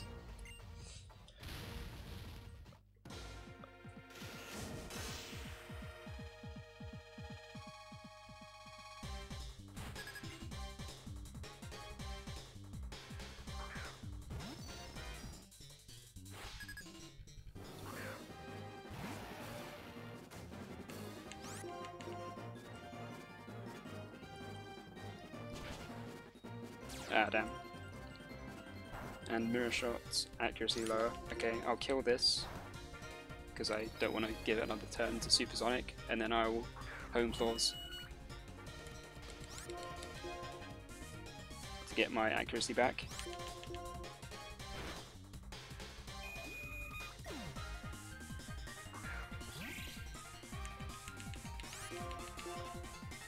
Because yeah, I'm using Dig here, so it's pretty slow if I miss Dig.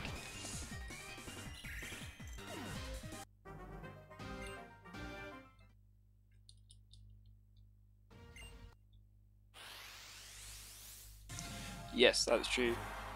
You fight Colress 3 times, and every time it's a different soundtrack. So the first time it's just the normal theme, and then there it's the World Tournament Finals theme, and then the next one will be his actual theme. 1 battle point. We're not going to use it in this run. You use it in normal mode to buy a car boss, but you only need 1 car boss for this run because you're higher level. So you don't need the car boss from here.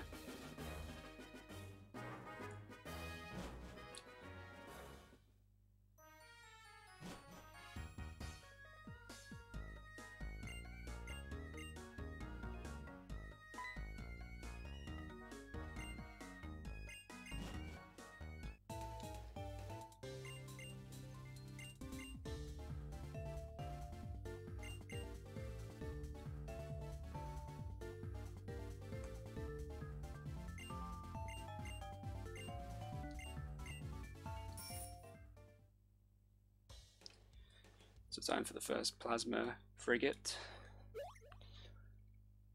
And on these ships you just have to like fight Team Plasma a load of times. And there's a lot of Plasma double battles, which Excadrill is really good for because it has Rock Slide and later I'll learn Earthquake, which hits both Pokemon. And in this game it's especially fast because both of the HP bars go down at the same time. So it's really quick to have moves that hit both Pokemon.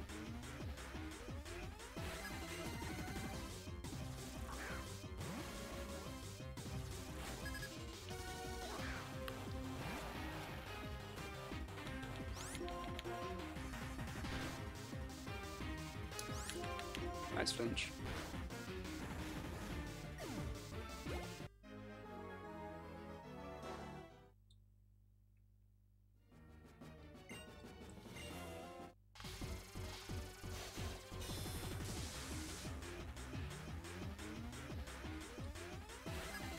My bad, guys. Just trying to change some layout stuff. Didn't mean for that to happen. It's all good now. It's just like stream went black for a bit. Oh. Didn't miss anything. Just a tiny bit. It didn't last long.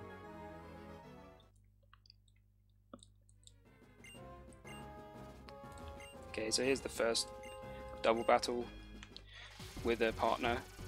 Usually you're with Hugh, in this one you're with Cheren, and I think Cheren actually does better things than Hugh, usually. Hugh's usually kind of a dumbass. He doesn't do what you want.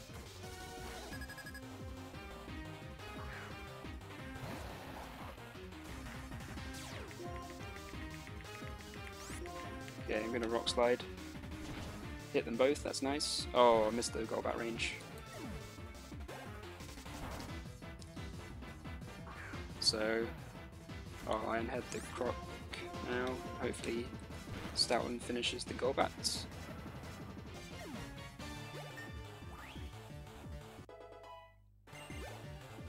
Yep.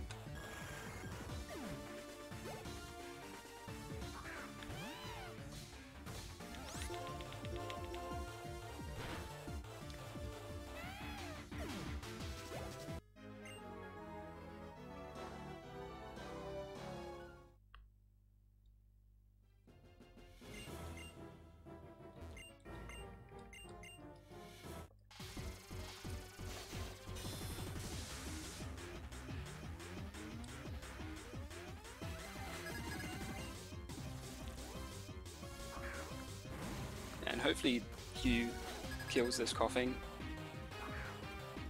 or it explodes. That's also good.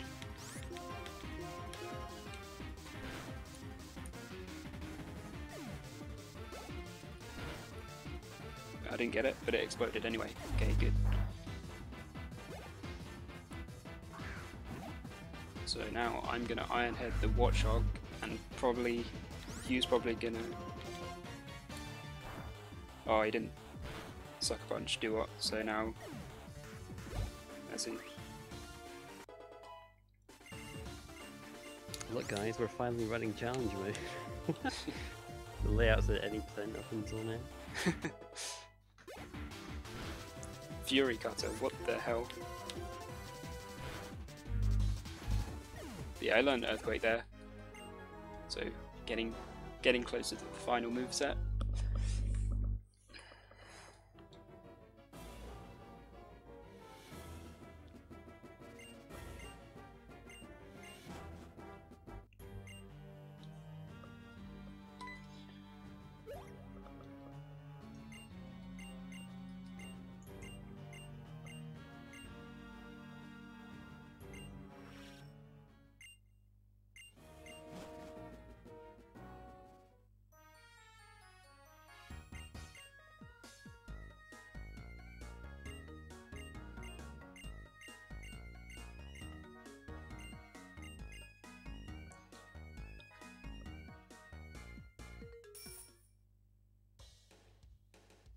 So in this game a lot, it's faster to bike places rather than fly.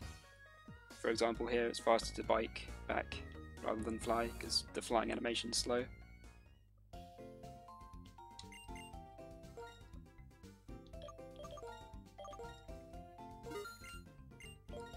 Yeah, it's one of those things you might be caught off guard by a few times in this run. Actually, there's like I think at least two other points where you might be like, you know, isn't flying faster there, but no, it takes longer than you think. Yeah.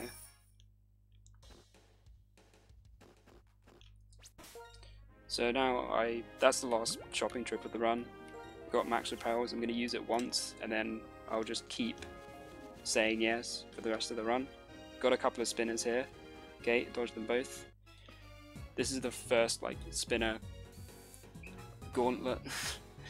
There's 4 spinners you have to dodge in this section. Those were the first 2.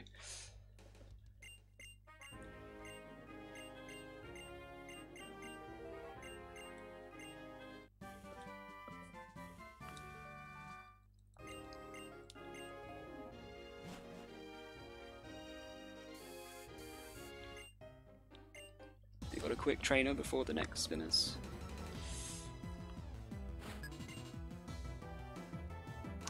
Saddest part of the run. Just reach for my Kleenex now. Yeah, I was gonna say, do you like this part because you get to see dealing, or? I mean, I'm conflicted, you know. It's nice to get to see dealing, but it just goes down without a fight, you know. It doesn't even get a move off. Just like, I'm gonna use my X attack, and instantly just goes down. So that spinner, I ran right next to her, because like if you're running, as we mentioned before, the spinner looks in that direction, so it's going to look to the right, and then I just put on my bike and go past. Like, she still can spin. It's not like Gen 3 where if you do it right, they can't. Like, she still can spin, but since you're off the bike anyway from going into the building, you might as well do it. And like, since I've done that, I've never been hit by her since I've done that strat.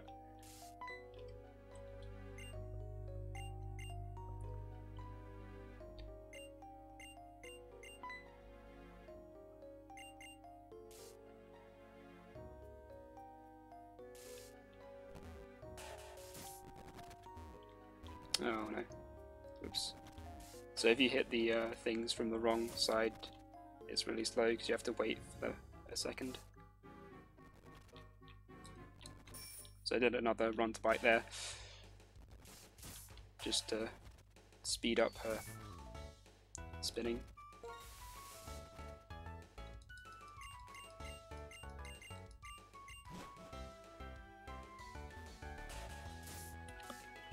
I'm careful there because I think that guy's like a rotation battle, so it would be so bad to hit him. Then I go up to the top there to avoid that girl.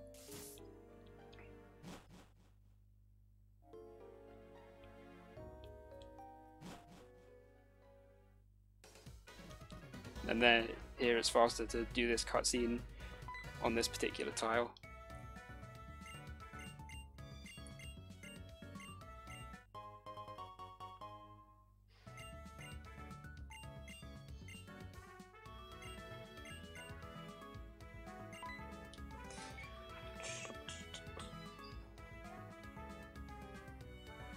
Yeah, basically because Skylar goes back to the way she came, but Juniper goes off to the right.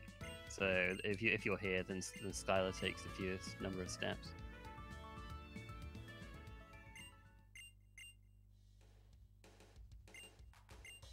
But Juniper always takes the same number no matter what tile you're on.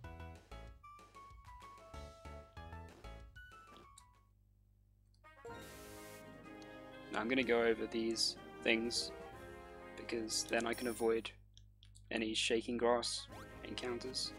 And then I go over that one to avoid having to dodge the spinner. Get this elixir. And now Juniper's going to give us a very useful item.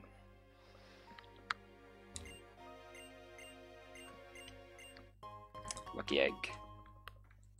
Yeah, Pacific Excadrill didn't need to be any more overpowered. Got this baby here. Increase your experience gain by 50%.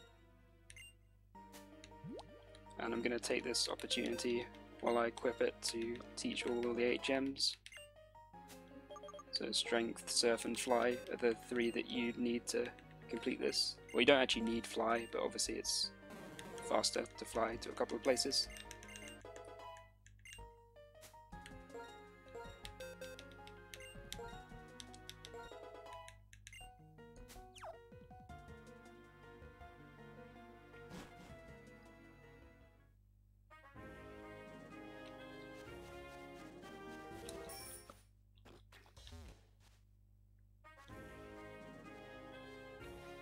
Yeah, Miss Charlton City is not one of them though. You might think, oh, you could just fly back there, but this is one of those points where it's actually faster to go back on foot and on the bike.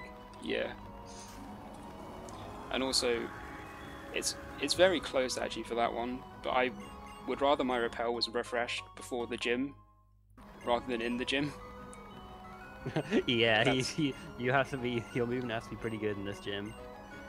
Because it's really close whether it's faster to fly or bike, but that's what did it for me, the rappel.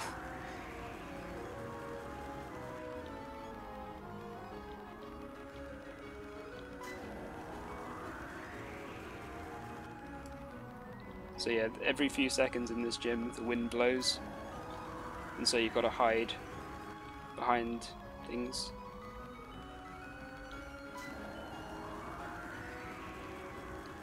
Yeah, if you mess up, you could be blown into the sight of a trainer. You don't want that. Yeah.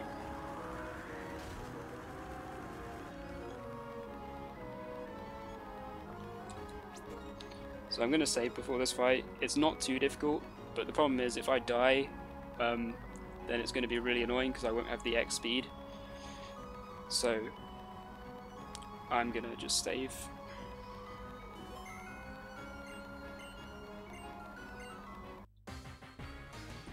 And then the candy also helps on this fight because it removes the range on Sigalith.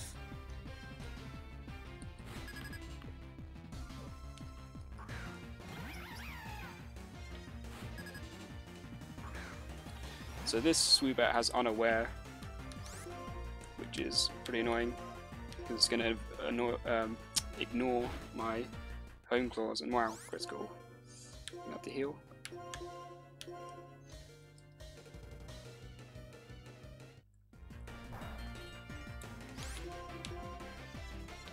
Home Claws. So it's still a damage range. It's like 1 in 4. Yeah. And now I'm just going to Iron Head twice to kill it to make sure it dies and I don't miss or anything. Like, the reason I don't Iron Head twice straight away is because Iron Head would put it into heal range most of the time. So the first hit I go for the Rock Slide range, and then once she's used her healing item, just do the Iron Heads.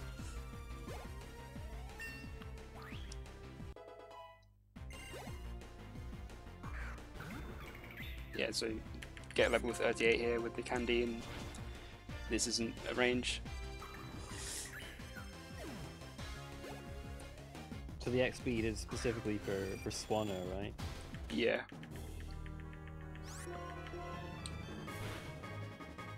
Swanner can do a lot of damage to you with... Oh, jeez, what moves does it have? Bubble Beam? Is it Bubble Beam? I don't even know what it is in Challenge Mode. It could be even a stronger move for all I know. Oh my god, this Skarmory is trolling me. These defense rises.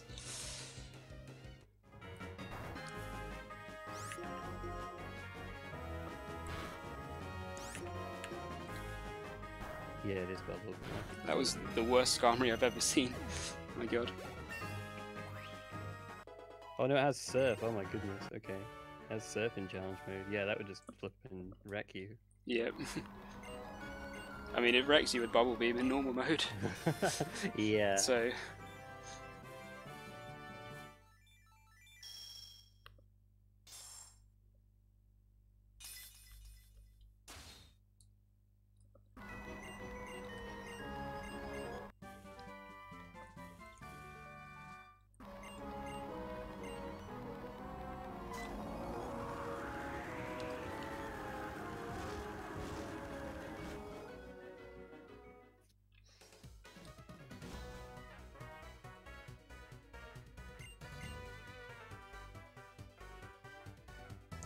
Oh, and on normal mode you have the 15 out of 16 range on the Swanna,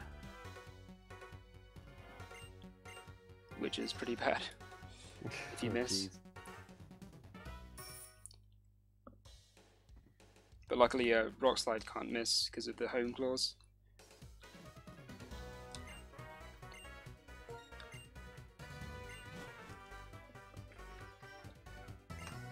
So home clause is actually very useful. We are going to replace it in a minute though for a better stat boosting move.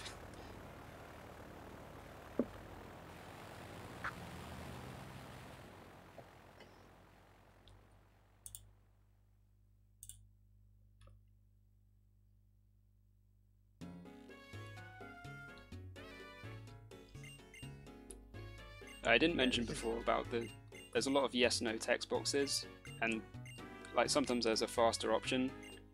Like here it's actually faster to say no, and sometimes it's the same, and sometimes it's like there's so little difference that you might as well just not lose the time of mashing both buttons.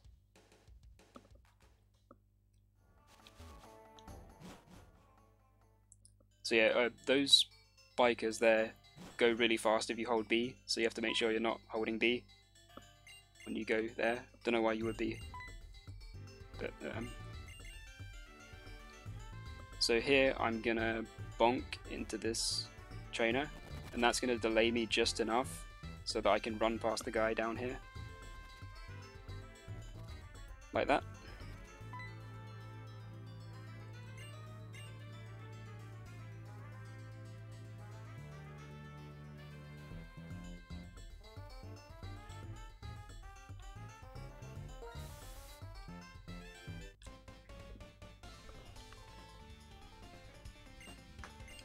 In this place is completely different layout in black too, and I believe it has an extra required trainer.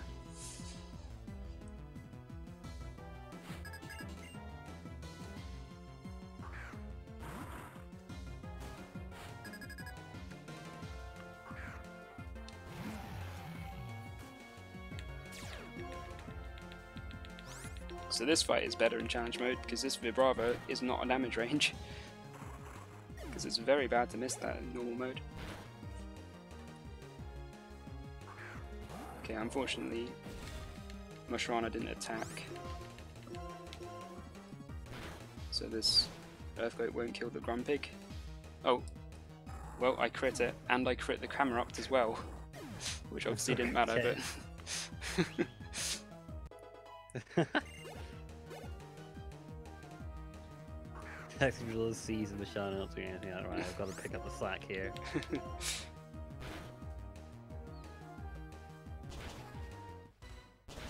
Nice. That was good that Mushrana lived there so he could finish off. Look at that. That was a solid battle.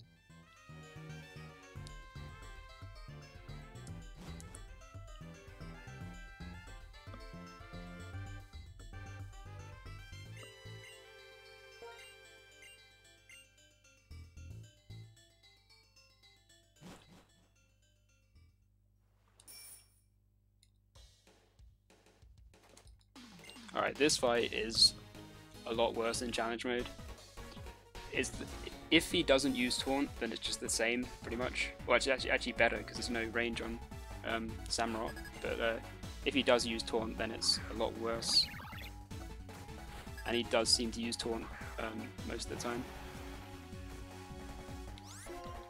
So we all know it's 50%, right? Ooh, yes. He's used Taunt or he doesn't.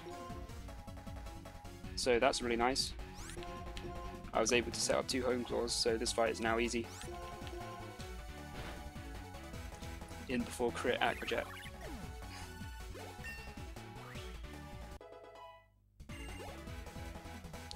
Yeah, so if you only get 1 home claws up, you 2-hit this Samurott, and it can easily kill you with 2 Aquajets. It does it's like a range to kill you in 2.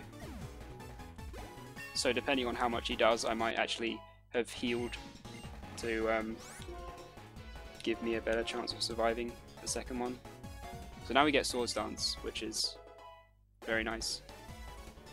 You get all this so early as well. Earthquake at 36, Soul Sense at 42. Oh, it's so nice.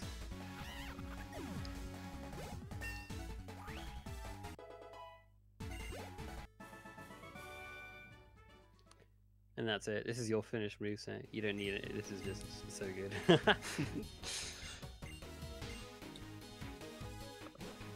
It learns flipping drill run later as well. I don't understand. But I mean, not complaining, but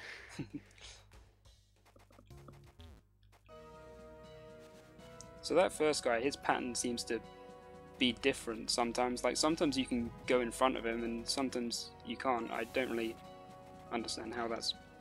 my understanding is it's because of like the transition with the music. Like because I remember I think when I did runs, like I would always like if you like I don't know if you menued like in the gate, then you sort of give the music more time to catch up, and then its pattern would always be the same. Oh right, I see. Yeah. But it just like it sort of depends. It sort of it's just a bit weird like that. Like it loads a bit of music in the gate, and then it's like. But if it hasn't quite loaded if it hasn't had a lot of time with that music, it kind of needs to take some extra time to load the next one or something weird like that. Yeah, because if I don't pick up the candy, if I don't talk to the clown for that candy at the end of Castalia, and I just go up straight away, I always get a massive lag spike in the route. Yeah, I'm pretty sure that's why. And I remember I couldn't work it out when I started running challenge mode, because obviously you get the candy in normal mode, and I was like, why is this different? Why is this lag only appearing in challenge mode? Because you skip the candy. But yeah, it makes sense.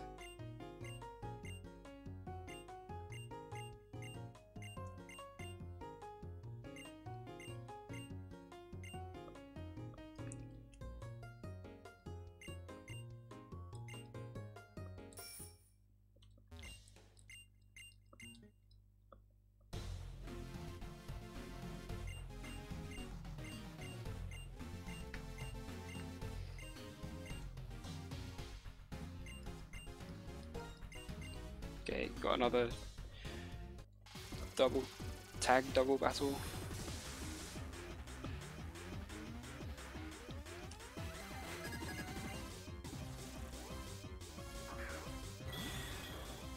Are we gonna see my favorite move?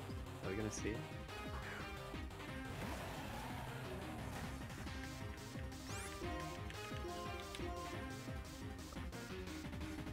Oh, Golbat avoided it. Okay. Right, so I will. Yeah, I'll KO Golbat now.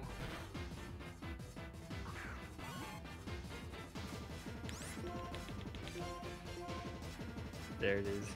Just like from now on, Samurott just likes to use Encore whenever it can't kill anything, pretty much. Yeah. That's annoying. Golbat didn't die. The Iron Head.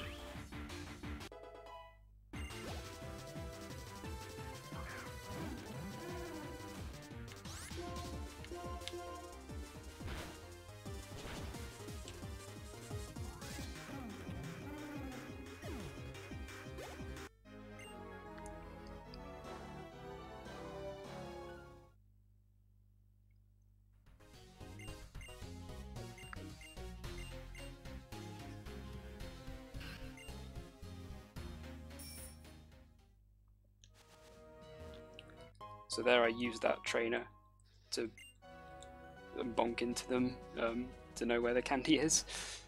Because like you have to wait for them to move to get the candy, obviously, otherwise you just fight them. But I don't know, I just think that's pretty funny how you use them to know the candy location. And yeah, I pick up the car boss there. This is the car boss and the candy are for outspeeding Drayden's, Flygon, and Haxorus.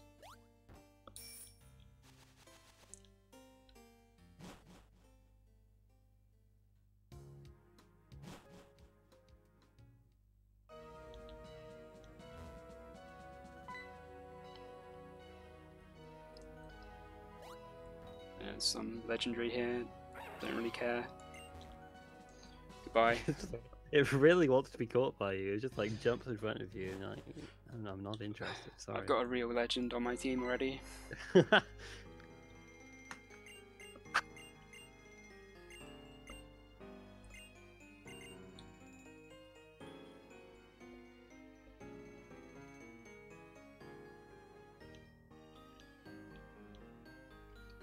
Yeah, so this gym is the 7th gym in this game, whereas it's the 8th gym in Black and White 1. But they actually have higher levels than in Black and White 1.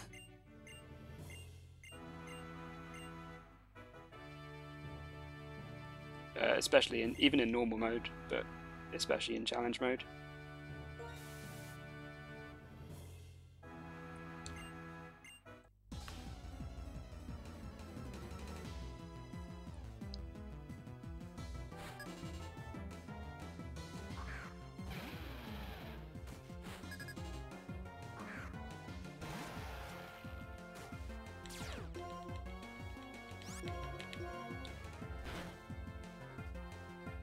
Dragon Dance, so now this is a speed tie, and he won. He didn't do anything anyway.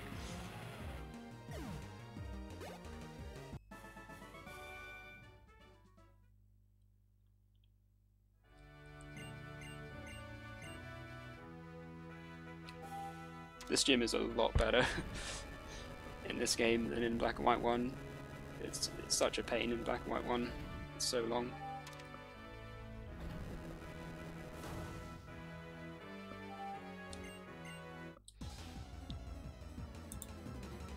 So you get to pick which trainer you fight in these ones, and first one is like defense versus offense. So like the one on the left, they have like the same Pokemon, but they have different movesets and abilities and stuff. Like the one on the left has the Fracture has like Substitute and Protect and all that garbage.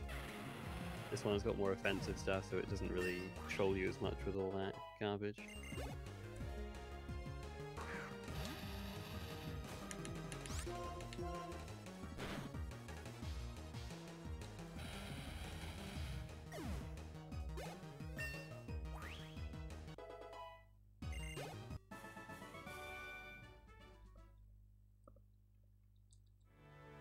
So now I'm going to use the Candy and the Carbos.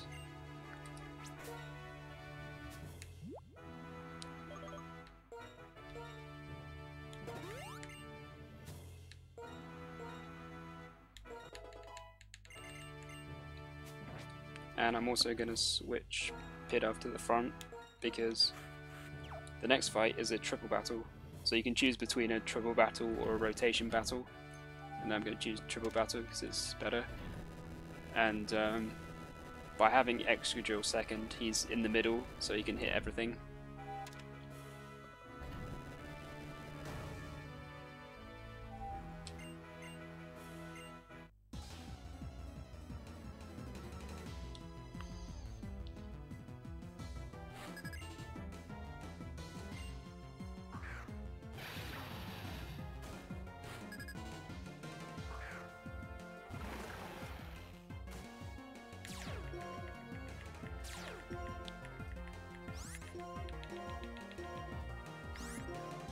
So I'm going to Swords Dance while they hopefully kill my HM slaves. But I need Pidove to die at least, because I can't kill him myself with Earthquake. Okay, good.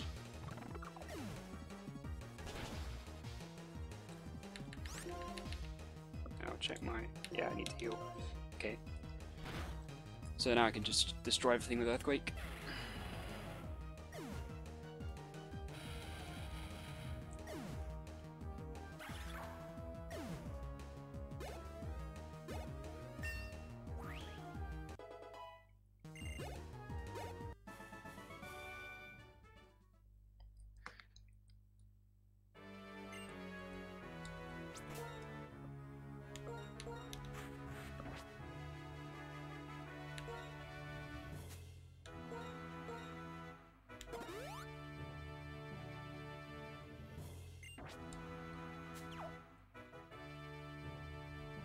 So this is the easiest gym leader, But this is actually a pretty cool fight, for reasons that you don't really see if you're just watching, because of the candy and car boss I'm going to use. I did use, sorry. They make this fight much better because... So at this point right now, the Haxorus and the Flygon both outspeed me. So I'm going to set up a sword stance to one-hit everything.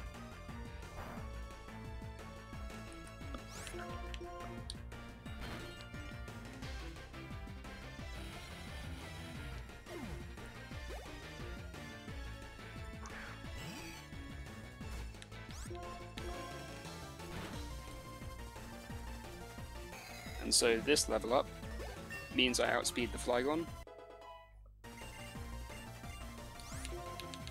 by 1, I think.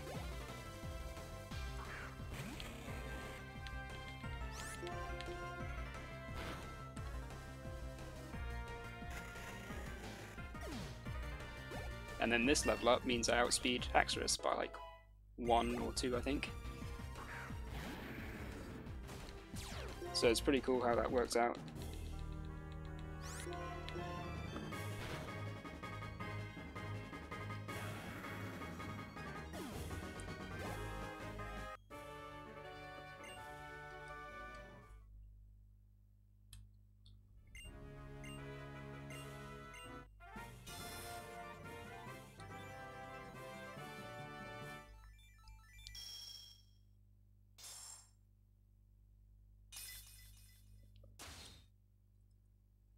Actually pretty low on Ironhead PP,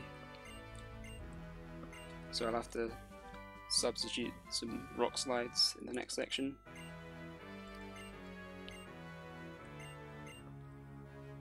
I have 4 PP and I would ideally have 1, 2, 3, 4, 5, 6, 7. Whoa, okay. But that's fine. It's because I missed the Golbat, and then I used the extra 2 there, and then I used an extra on Rival.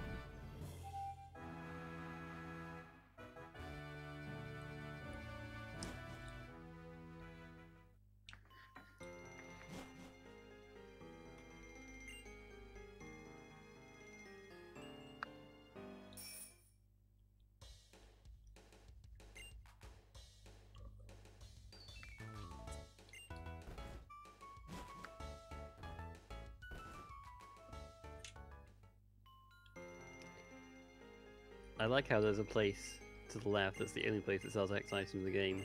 You just don't care. Yeah. So it would be helpful for, like, Marshall, for example, to have a guard spec to, and like X items, but it's faster just to hope for flinches and just take the deaths if necessary than to actually go and buy X items and everything.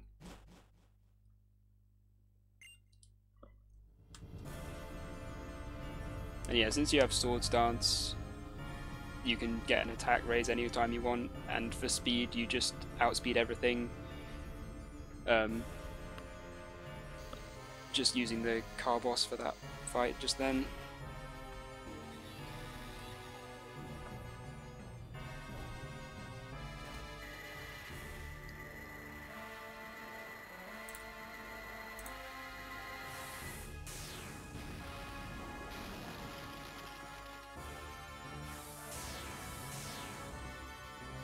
I love how outlandish it is in comparison with like Pokemon Black. Pokemon Black are like, let's convince everyone through subterfuge to release their Pokemon. This one's just like, it's gonna fire a giant ice cannon and freeze this place. Yeah, they definitely changed a lot in 2 years. Yes.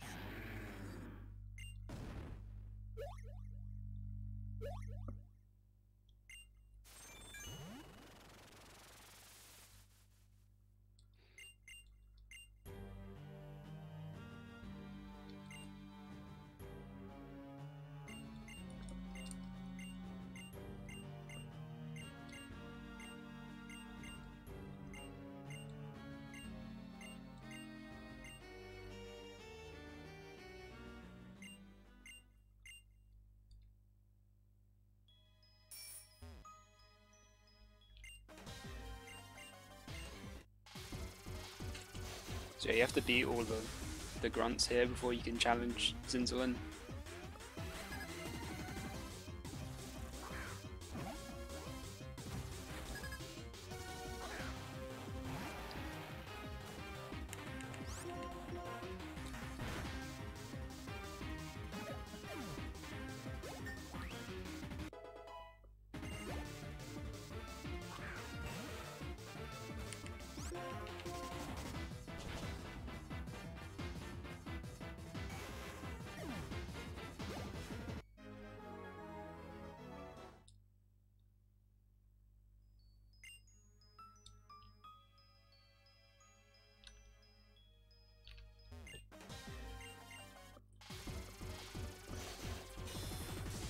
Yeah, I'm gonna have to rock slide this Golbat.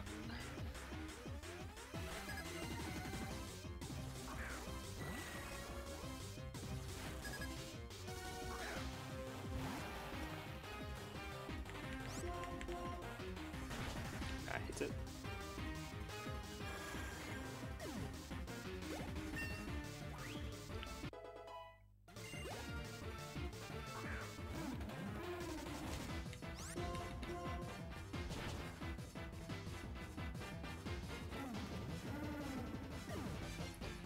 Challenge mode does actually make PP management in a couple of places a bit harder, because just because you have to use more moves on the gym leader fights, the main places on Marlon you have to use like way more moves, so PP is like a bit tighter in the next section.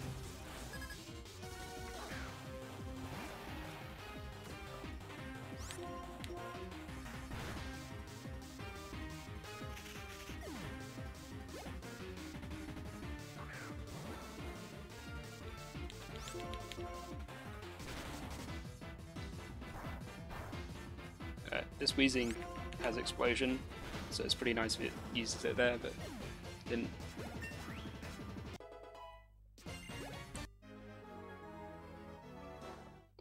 Unfortunately, it has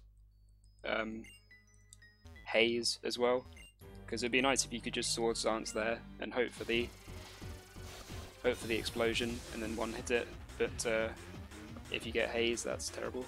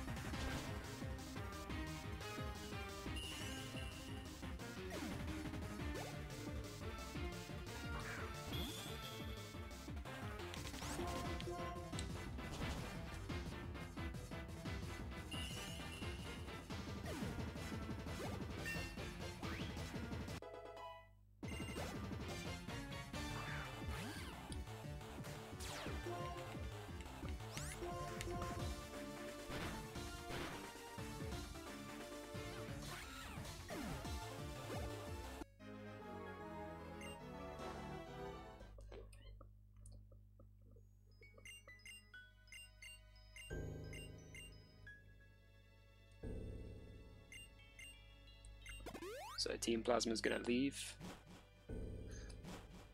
and then Drayden's gonna go and get the DNA splices, just to show you. But then unfortunately, these shadowy people appear. Yeah, he's just like, good thing you didn't get these excellently hidden DNA splices I now have in my hands, and like, they're like, hey, wait a minute, look at that, DNA splicers, fancy that.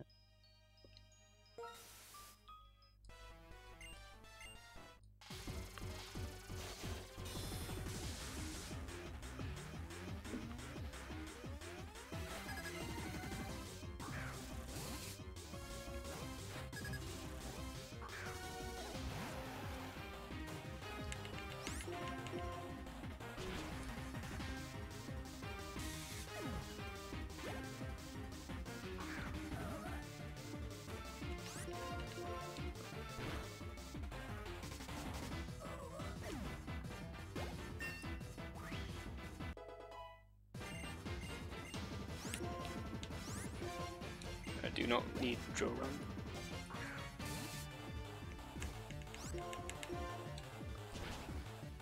Learned 19 levels later than the more powerful Earthquake. Yeah, not really sure why they did that. I don't know.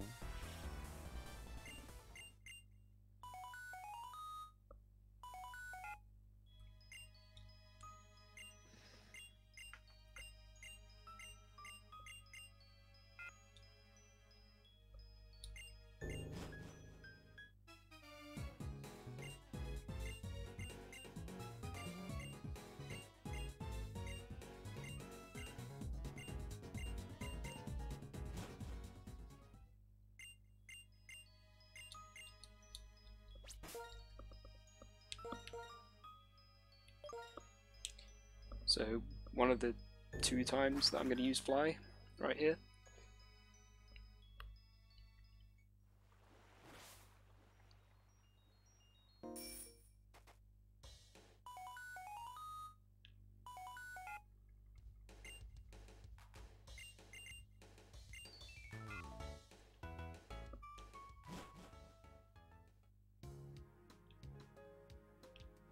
Now I've got one of the best tracks in the game.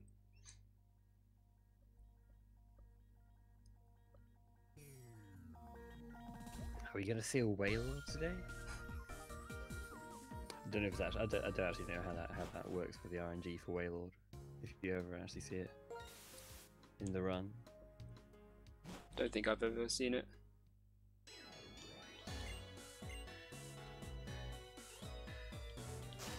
So yeah, you have to go to this specific tile to get Marlon to go back to the gym.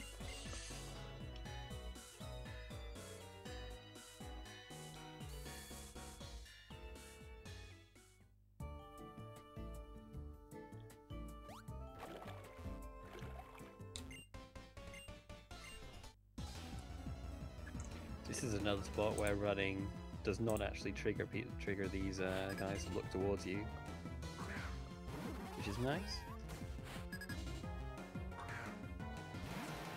But, I mean, so I suppose they're not spinners, they're rotators, but usually rotators look towards you when you run past them as well.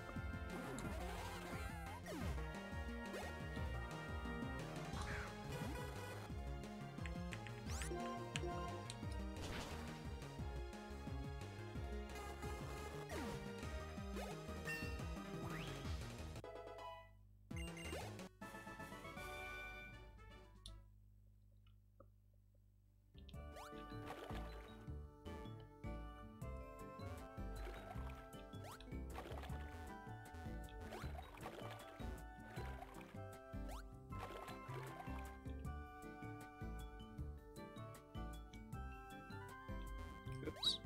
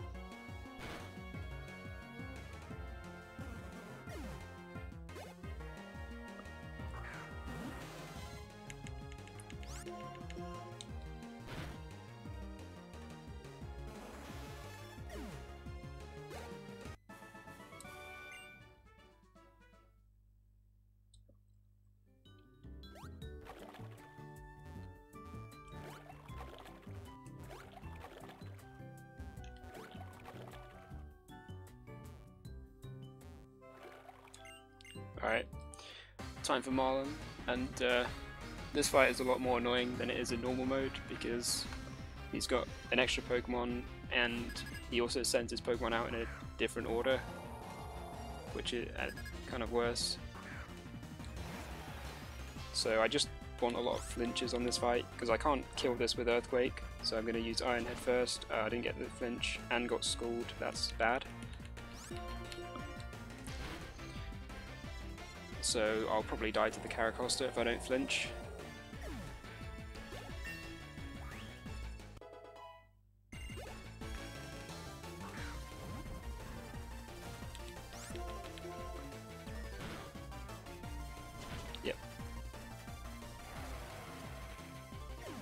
It's kind of expected to die on this fight because you have to flinch a lot of Pokemon in order not to.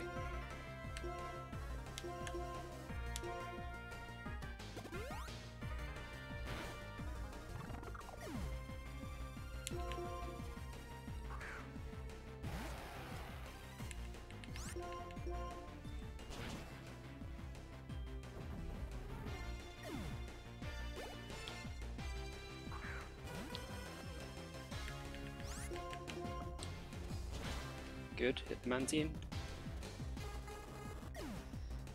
Now can I get the flinch on Jellicent?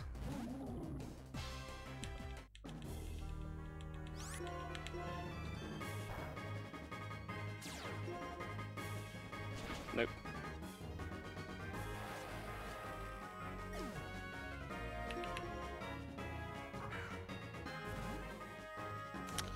Ugh, unfortunate.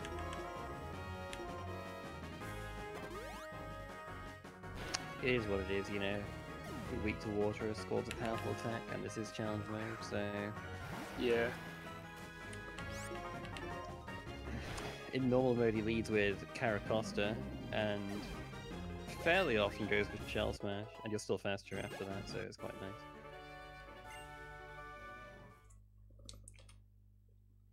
And then, yeah.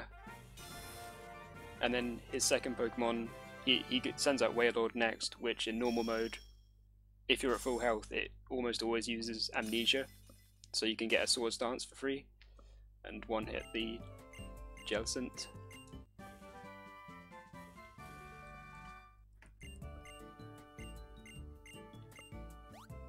So that was a bad fight. I'd say a normal fight would be one death there, and a really good fight would be not dying at all.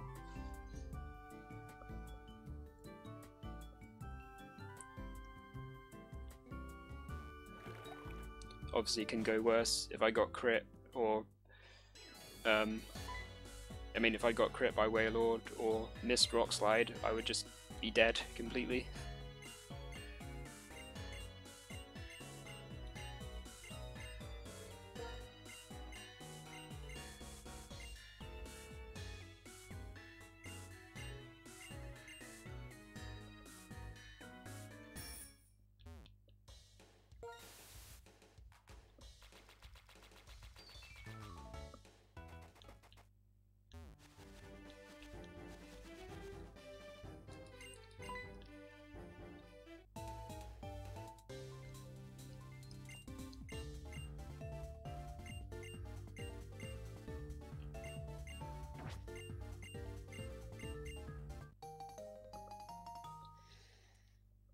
It's Terrakion, and in the old days of the Ambor, he used to catch this guy because he helped you out in a double battle and could learn strength. But Excadrill with Earthquake doesn't need any help in double battles, so you're all right. We don't need this guy. This is the other spot where it's faster to bike back rather than fly. So you might think, well, you know, maybe it's faster to fly, but it isn't. So there's a spinner here, and she got me, but this doesn't actually matter because either way you have to fight a trainer. If she hits you, you can just go around her, and then if she doesn't hit you, then you go all the way around her and fight a different guy. So it really doesn't matter if she gets you or not. Like, she has one more Pokemon, but the other guy you have to move more, so it's like pretty close.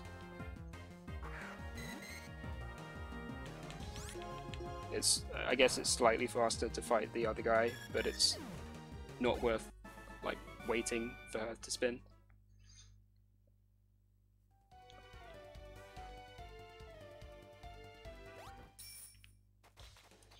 Oh yeah, something we haven't mentioned is if you get a dust cloud or a water spot in front of a trainer, like in front of their vision, you can then go around the other side of the dust cloud or water spot and skip the fight. So, like this fight for example, if a dust cloud happened to spawn in front of this trainer, I could actually skip them.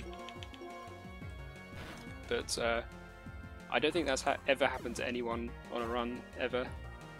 Yeah, that would be just the hypest of hype things if it happened in a run. There are 4 trainers in this game you can skip without. We saw well, we didn't see the one on the route on the route before this because he fought the other trainer, but like there could have been a water spot in front of like the guy if he'd have had to go around, and then he could have dodged that guy. But he could have dodged this ranger if there was a water thing. There's 2 more in Victory Road, I think, or is it just 1 more? Maybe it's just 1 more actually. Yeah, I think it is just 1 more. Come to think of it. So I think it's just Yeah, I 3 don't think you total. can dodge the first guy in Victory Road with one.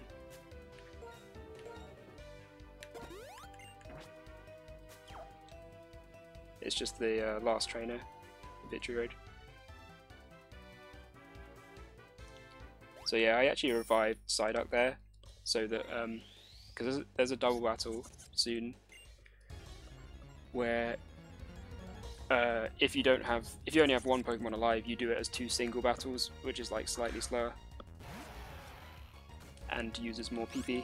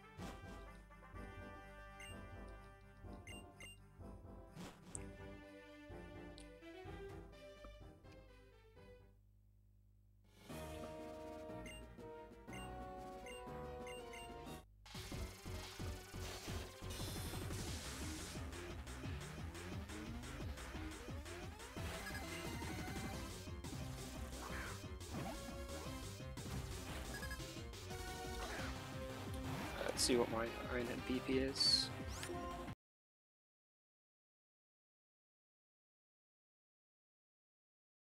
9, okay, I'll go Earthquake.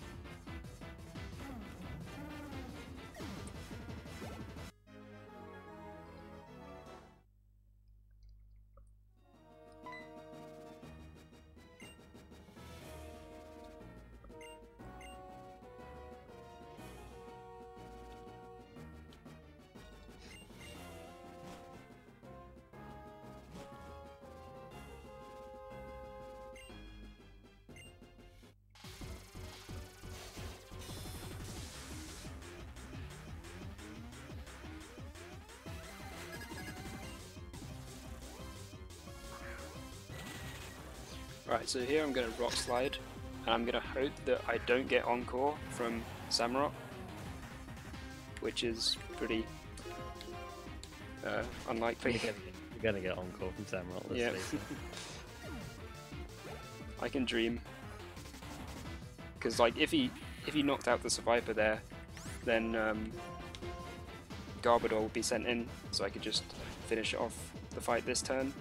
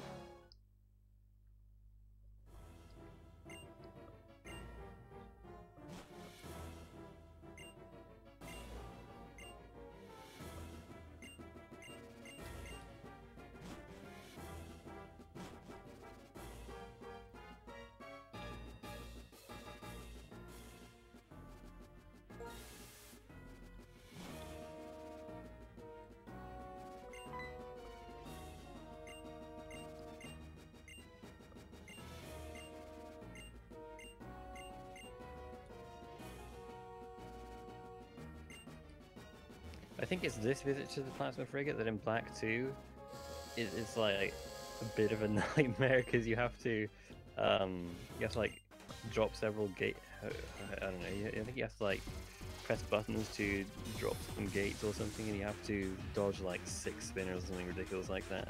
Oh god. Yeah. I've never played Black 2.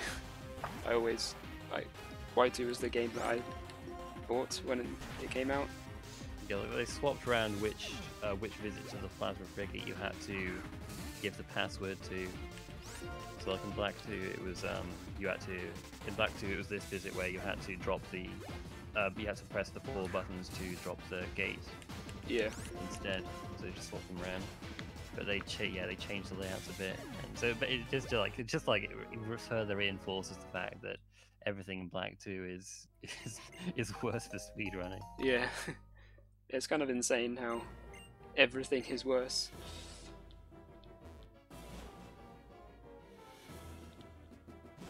So the password here is based on your trainer ID, which is always the same because of the manip at the start. So I know what the password is. There's 4 different options. 22029909, Reshiram, which is mine, and Zekrom. So I've actually got the slowest password. Which and also, I think that's 5. You can get 7707 as well. Oh. Yeah, the number ones are the best ones.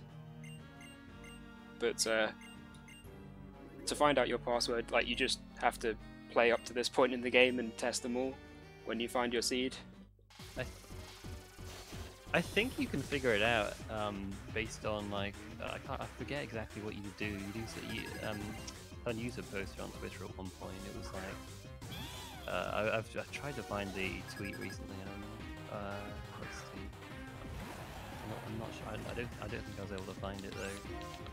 But you do. I can't remember what you did. I think it was like what was it? Mod 256 and then mod 5 or something like that. I don't know. Something for your trainer ID. With your trainer ID, yeah. Or I don't know. Yeah, there must be some way that the game determines it. He did post on Twitter, I know that, but it was like ages ago, so I'm not sure if I can find it again. Yeah, that fight went very well.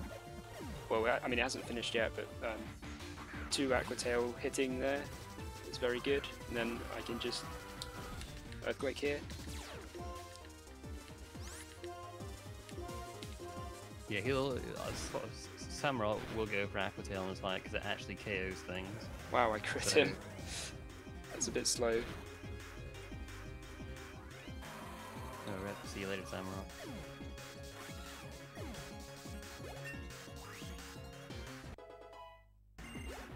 That actually means I get more experience because it shares the experience if Samurott's still alive, even though it's not your Pokemon. But I don't think that experience helps anywhere.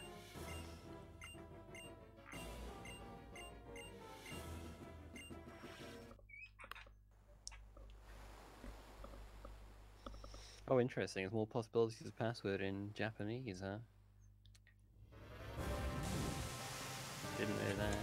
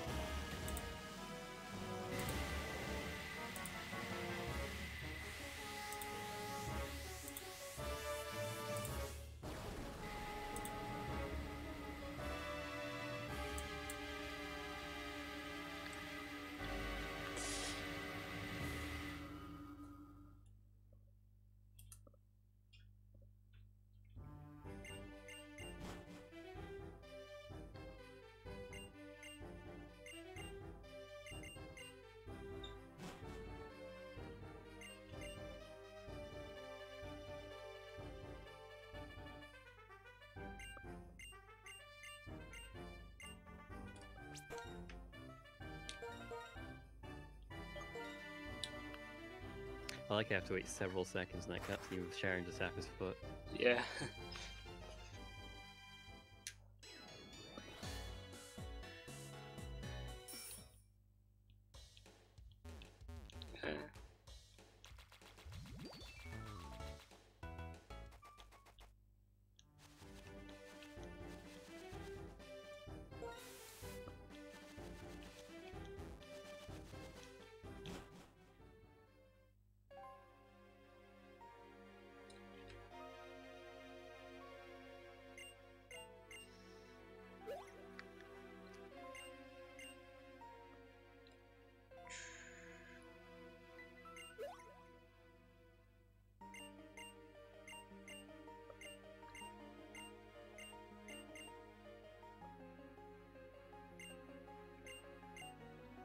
So right here I'm gonna exit and then enter again. This is so later when I escape rope I go back to here.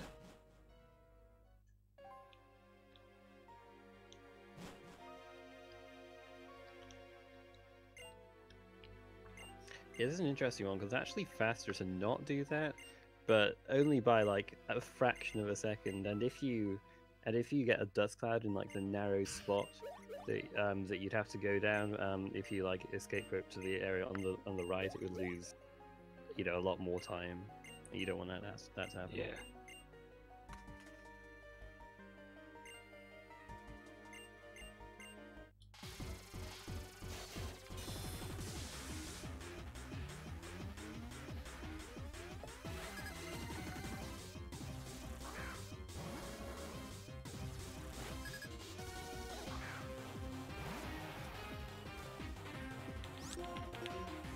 This Wheezing has explosion again. I just flinched it. You can actually one-hit that with Iron Head, but it's like quite difficult, I think.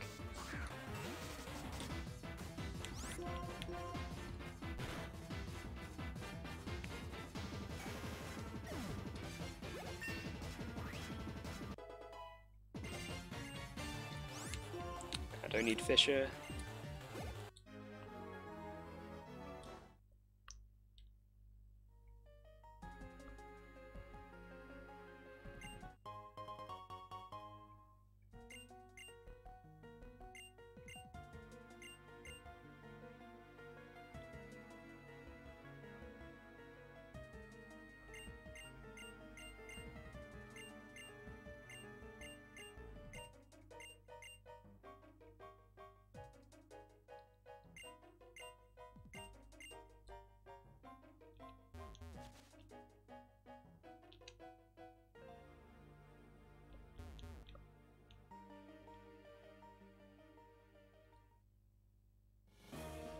So coming up is the double battle, the reason why I revived Psyduck, so I can do these trainers as a double battle.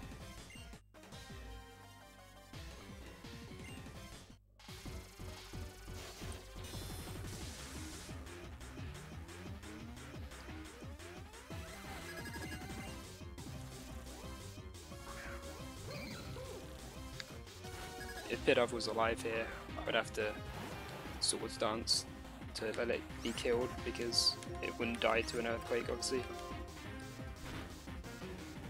So that's where it's like not too bad to die to Marlon, because you do actually have an advantage here with Pidove being dead.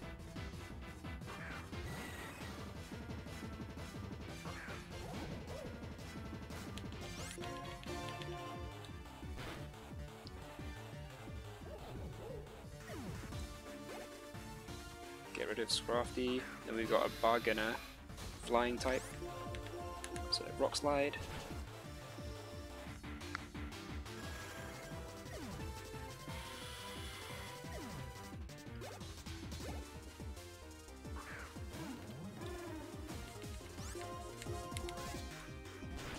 I've got this, and I've got exactly enough PP for Zinzalin.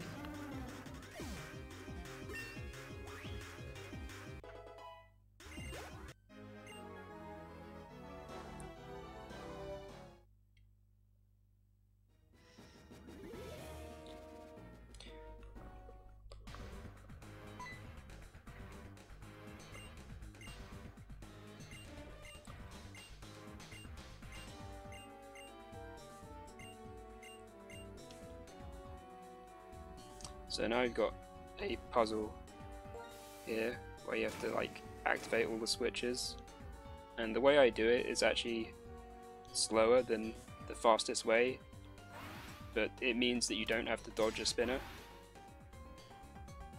I'm literally the only person who does the fastest, who did the fastest way. I think everyone else was like, "Nah, I'm fine with losing." Like, I don't think it's even that much. Only like a few seconds to not fighting a guy with an Amoongus.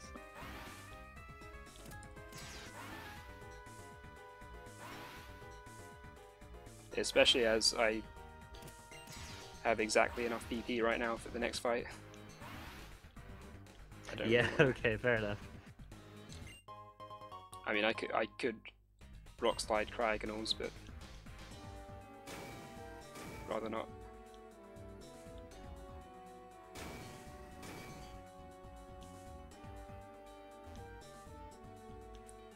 And yeah, get the max elixir there for using it in the Elite Four.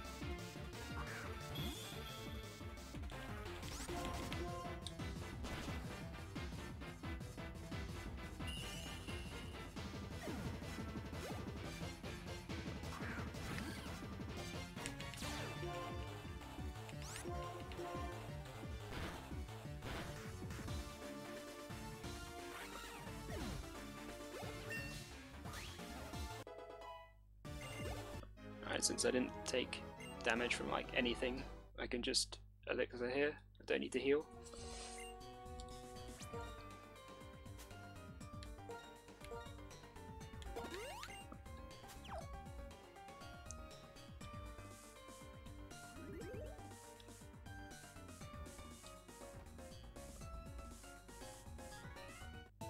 And look who it is. The big reveal.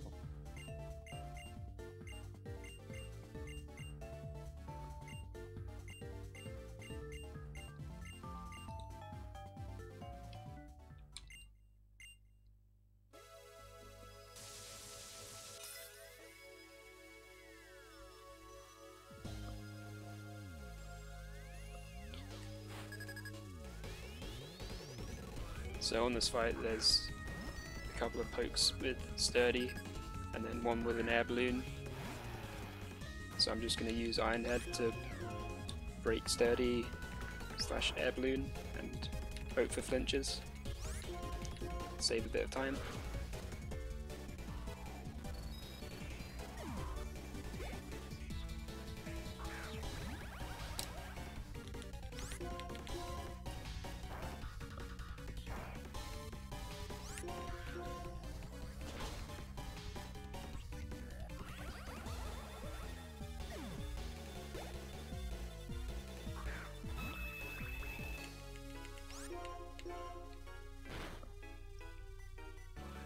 This is one game. I think this is like the biggest battle that doesn't get affected by challenge mode. It's the same as it is in normal. Yeah. Shift gear. So I didn't get any of the flinches, unfortunately.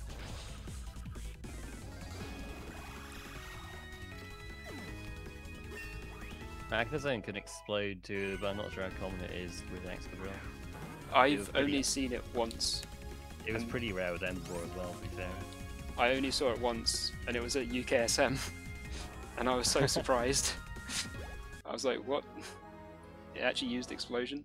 But it's like so good as well, because you save an Earthquake PP, which you need. Because there's 6 Pawnyards coming out, and I've only got 5 Earthquakes, so I'm going to have to Iron Head one twice. So if you get Explosion there, then it's even nicer. Because you can Earthquake it. But it just never happens.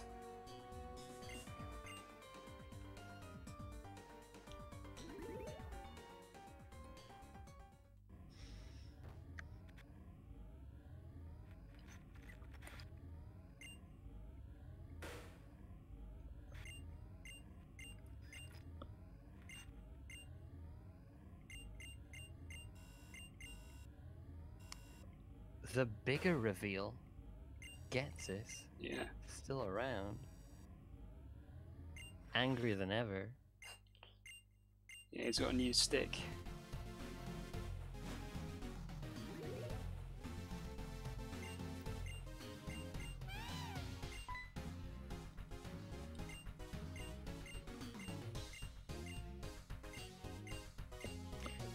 I think the reason Get's a High Dragon changed because there's another High Dragon later that's got a bit of a different moveset to separate them, I think.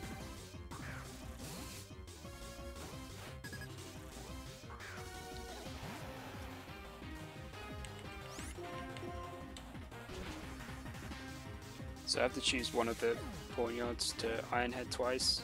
I'm going to choose the next one because it's got minus attack nature, and it also has Hone Claws, which it uses most of the time anyway.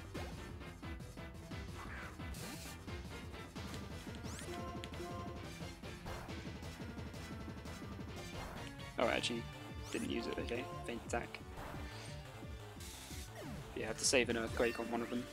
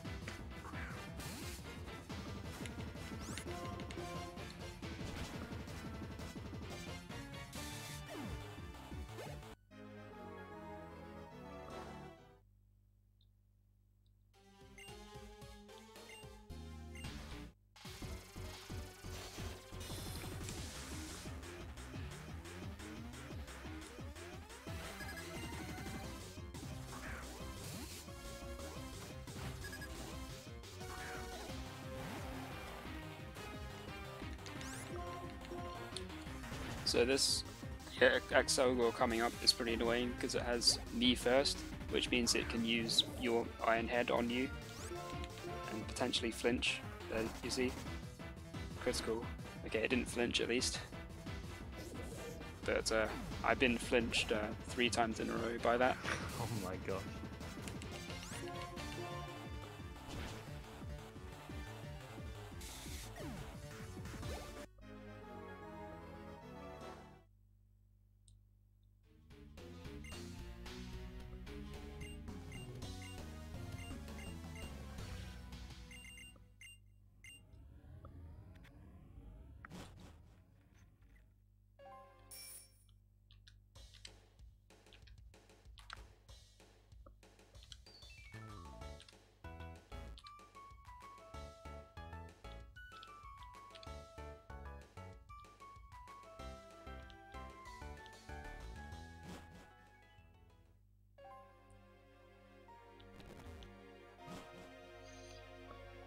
So now it's cutscene time.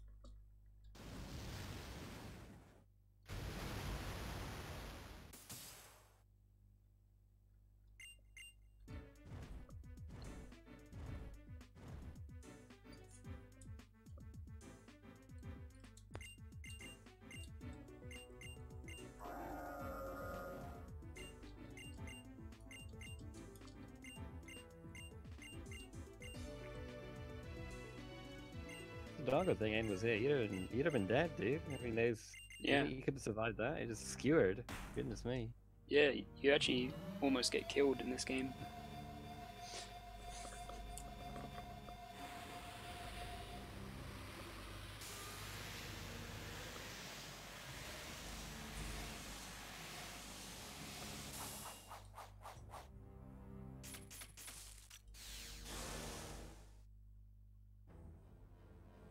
I mean, you could have easily got killed when Team Plasma was bombing Opaloosid City. With Yeah, ice. you could have been frozen in there. You didn't see any people floating in the ice, do you? No. Guess they were all inside, or had plot armor.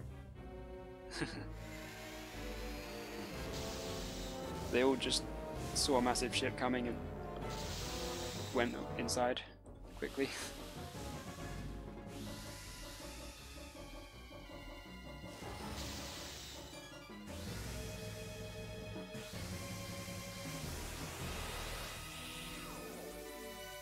I'm trying to think of this next fight is another one that didn't get changed at all in challenge mode.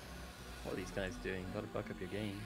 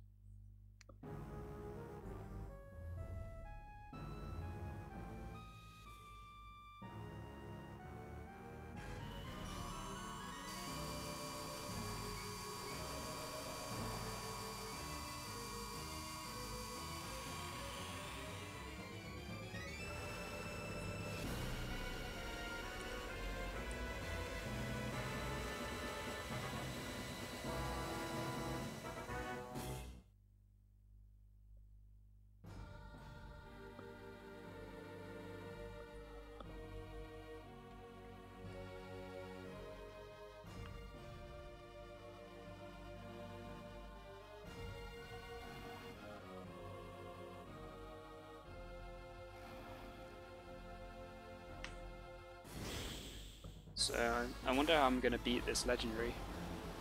Seems pretty strong. Good thing you're a god.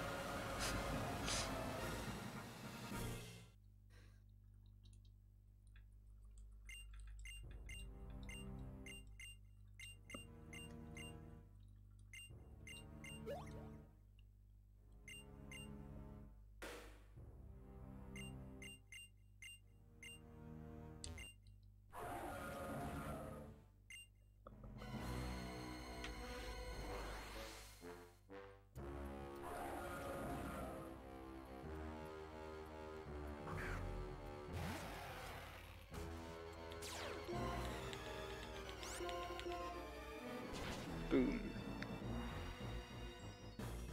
And it's dead.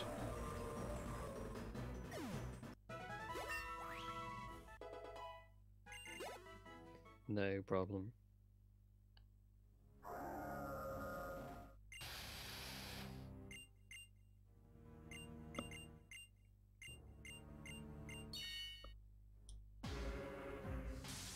And gives you a quick free heal there, which is nice.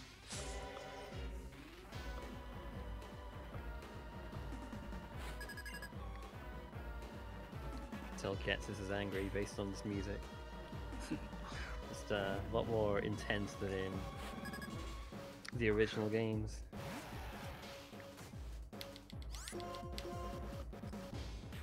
Protect, okay. Don't protect this turn. Nice, okay.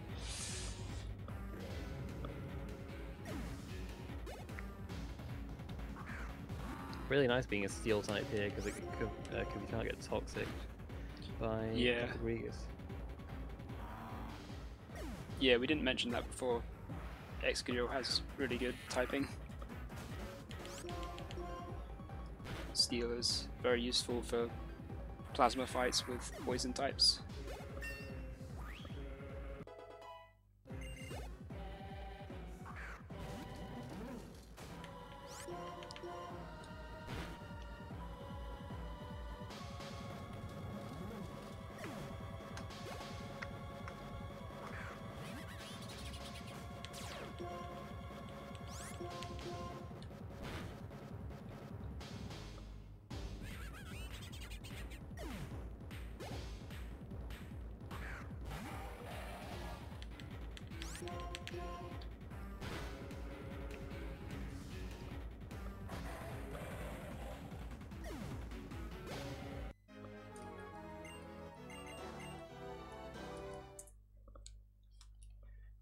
Guys, it was a gold split Hey.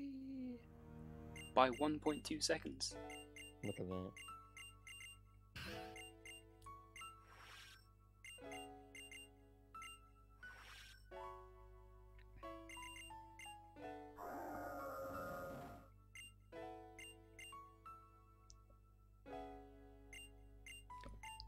Then again, you know, you didn't have your splits running for the UKSM one, did you?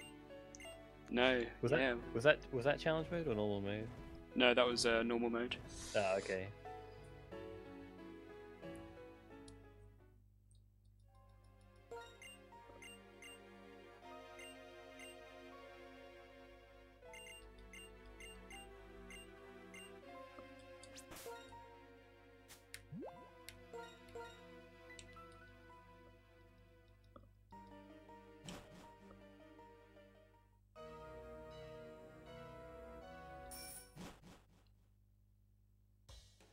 So now we got the...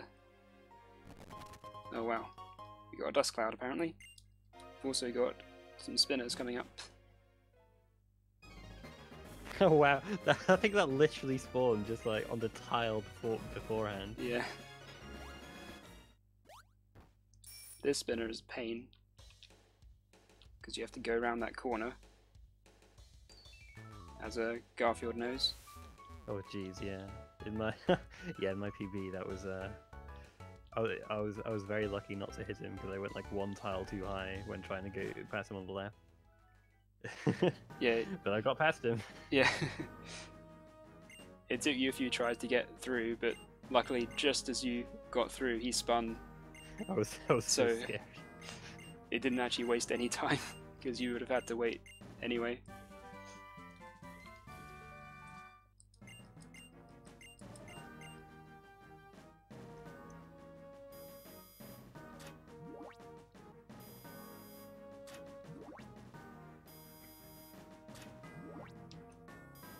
So you don't get the music building up in this game with the bag checks. But they do look pretty high tech. Yeah, if you miss Opelousas City from Black 2, this is the closest you're gonna get to some high tech stuff. Yeah. Then you get this wall falling down dramatically. I think you could fit around the back. Yeah.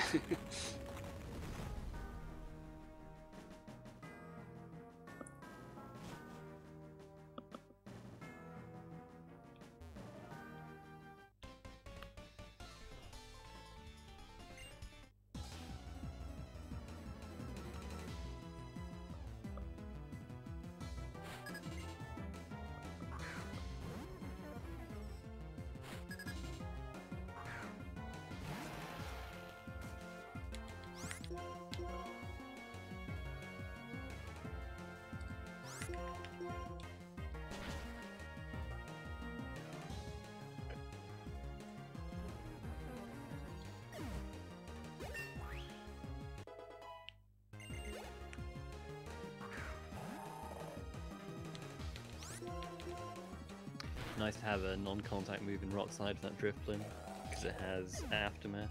So does that one have Aftermath? I think it does. Yeah, I want to say that one does. The one in the Elite Four does in normal mode, but not in challenge mode. Okay. These cracks are annoying. Okay. There's a couple more spinners. That's one. And wow, I did not see that shaking grass tile. Okay. Wow. We got one more opportunity for a dust cloud trainer skip coming up. If it happens, it'll be the most hype thing that has ever happened in the history of existence. And you could be one of the lucky 600 odd people that... How many people we got? Rip. Okay, never mind. I got a dust cloud too early. Oh no, oh there's one there. Oh man, yeah, it's that guy he's fighting now. You could have, if it spawns like above him, you can skip him, but too bad.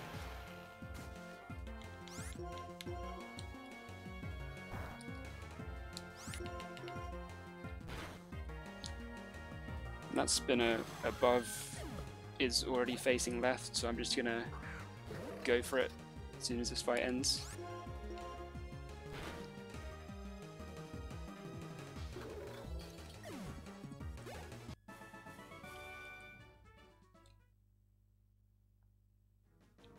Nice.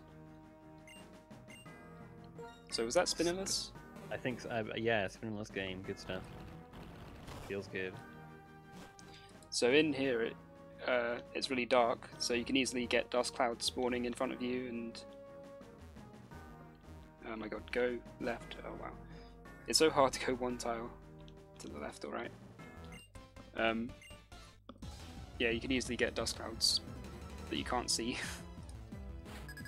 You gotta go through there though. If you go one of the other two directions, you have to find a trainer.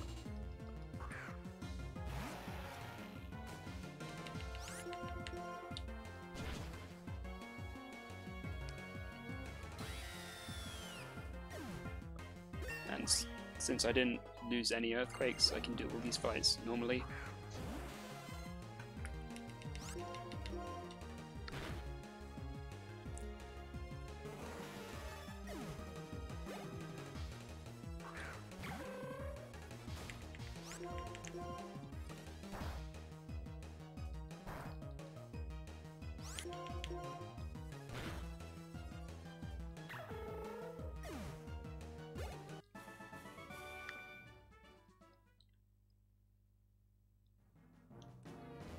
This fight is actually really annoying in normal mode because there's 2 damage ranges on the Golurk and the throw if you don't Swords Dance. And the throw has Body Slam, which can paralyze.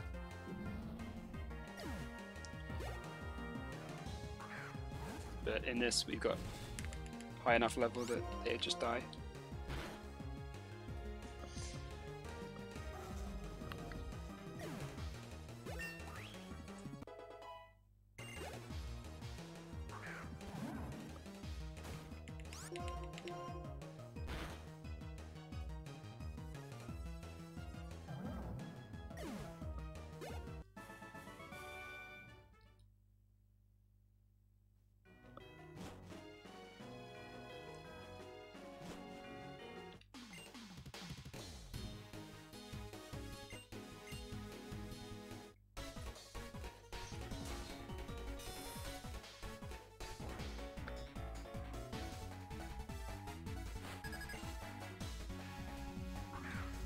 So I want to see Facade from this Unpheasant. Don't want Swagger.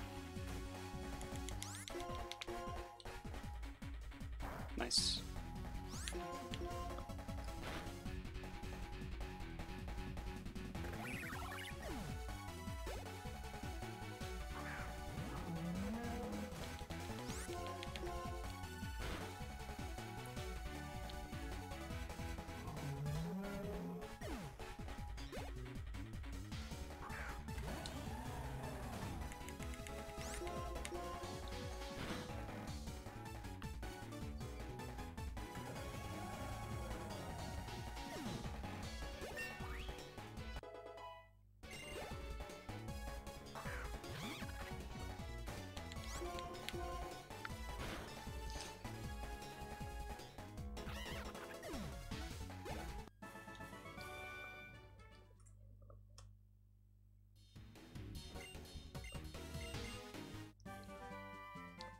Alright, let's see if I can get this movement. This is like not easy.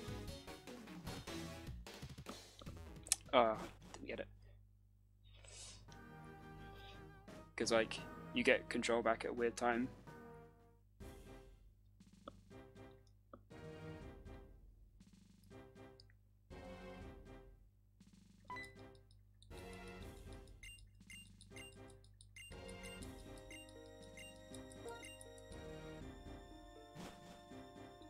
So, time for the Elite Four, and in this gen you can fight the Elite Four in any order.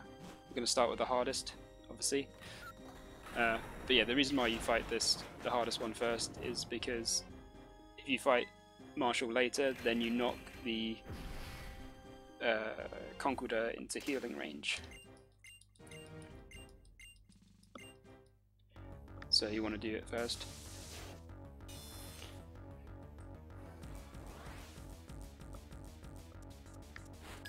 Yeah, so on this fight, it's a lot like Marlon, I just want flinches. And since I didn't get any on that, and I didn't get any on Colress, maybe I think I'm due some here. Or a critical, that's even better. Hey.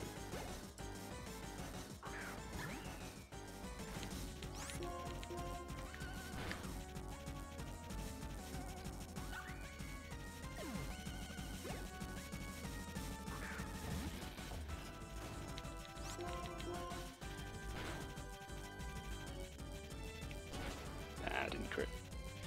Didn't flinch, Conqueror. Well, I survived. Okay. This is actually... Look at that, so easy. yeah.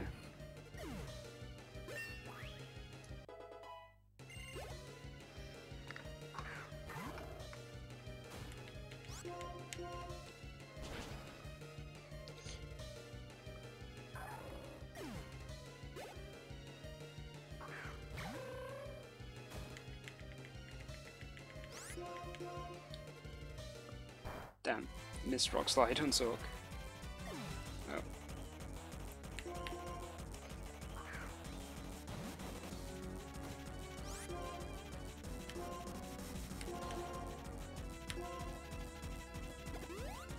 It's kind of expected to die in this fight, because you have to...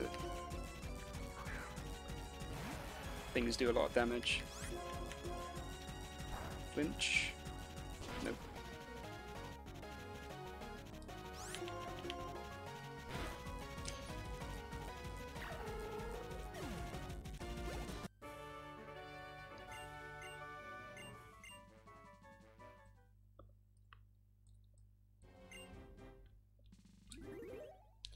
Right, next I will do Grimsley.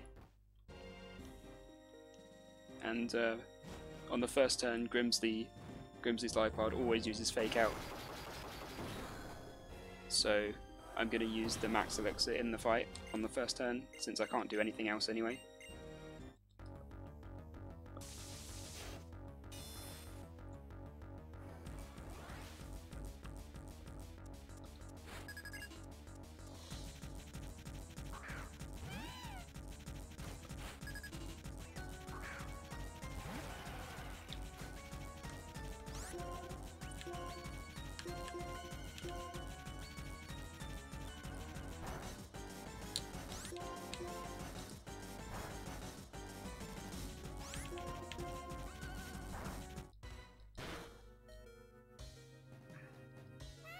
Grimsley's got those competitive strats though, with Unburden. After using the normal gem, he's faster than you, but luckily Lifeblood does like very little damage, so you're alright. And then his Bishop has got a Quick Claw. Wait, what? Yep. Okay. So if his Bishop activates the Quick Claw and crits, I'll die. Can't kill me without a crit.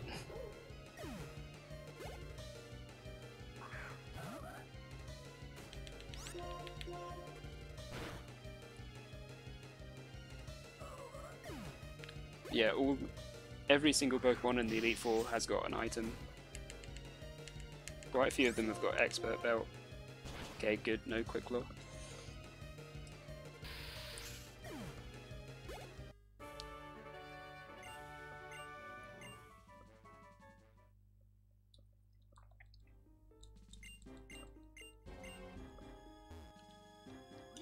Right, Caitlyn next, because I want to do Chantel last, so that I have more levels, more chance of getting the Cofagrigus range.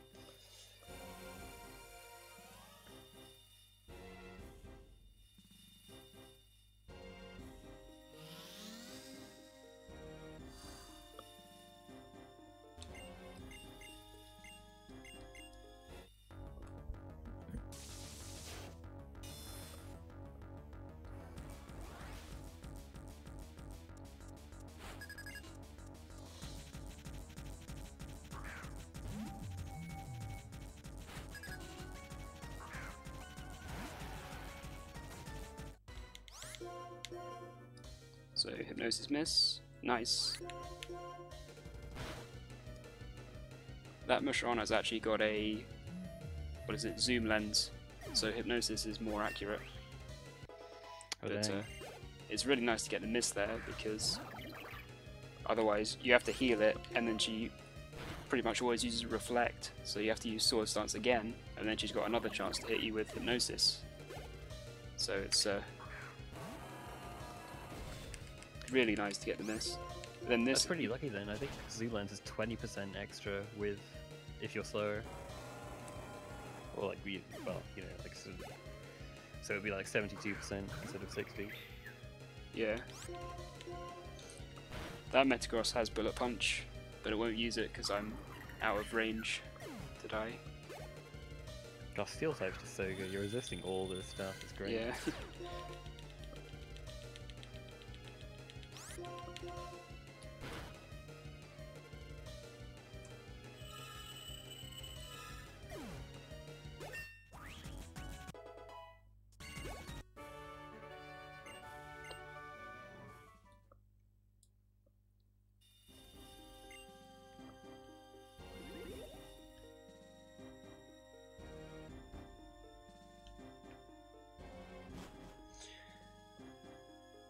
So yeah, on this fight, the Coffigregus is a 75% range. So hopefully I get it. It's got Will-O-Wisp, which is pretty annoying.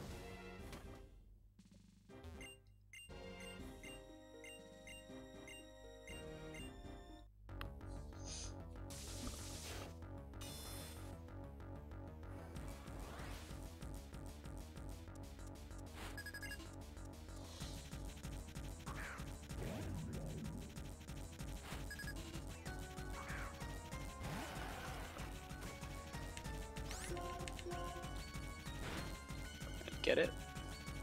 No. Damn. She's gonna heal now. Maybe I'll get it the second time. Nice. Okay.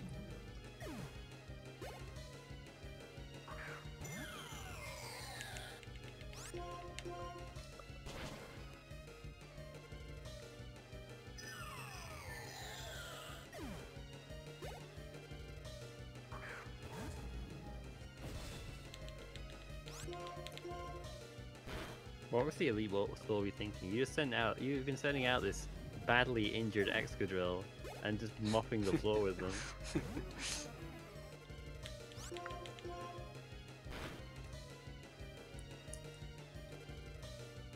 It's like Nidoking in red. Just destroying everything in red bar. Yeah.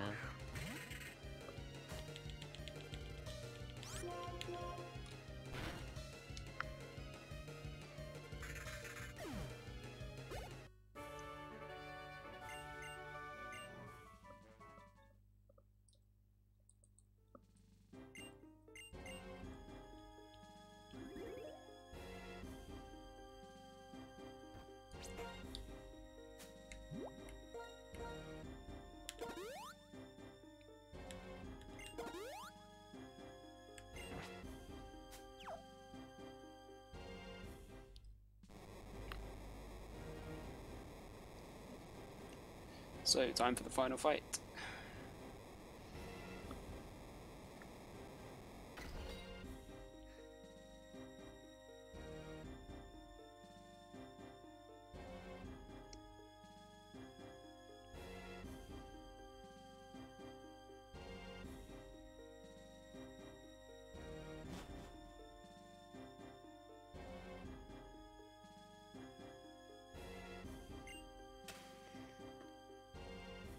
Best champion theme in any Pokemon game coming up. Fight me.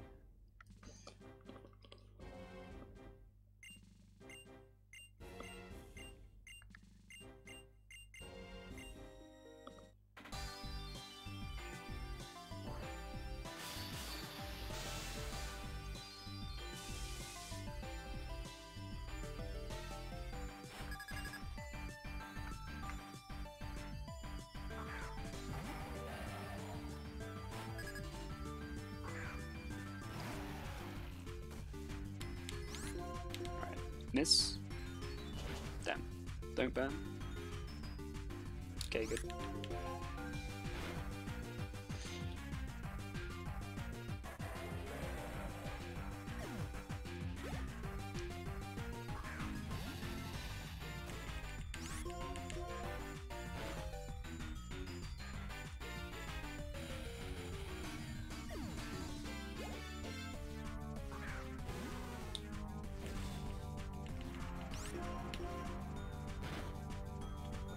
Right, so Haxorus can kill me from here, so I'm going to heal on the Aggron because it uses Automise often.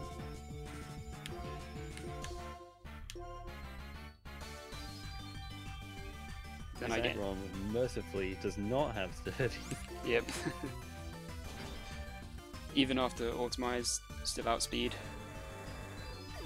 And then now I'm not in range for Haxorus to kill me, so it's just going to Dragon Dance.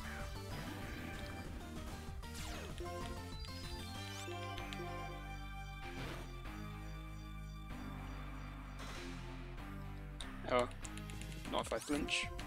Finally got a flinch. That's Oh it. yes, good stuff. Saves one text box.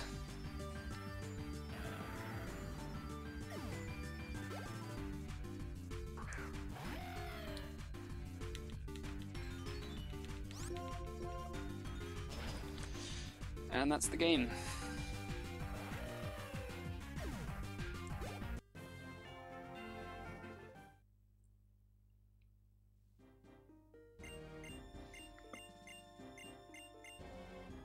Is this WR?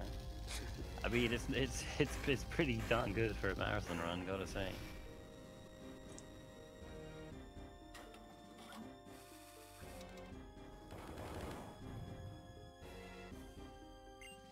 And the actual time of the run would actually be a bit faster than this because we start the timer when Crafted set his time for the first time.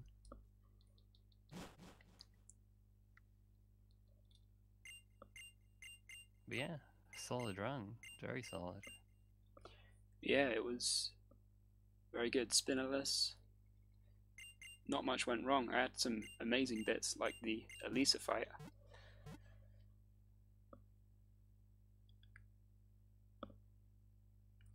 I know Joba was a bit of a troll. It was third try to get the time 0. Yeah, third try, I believe.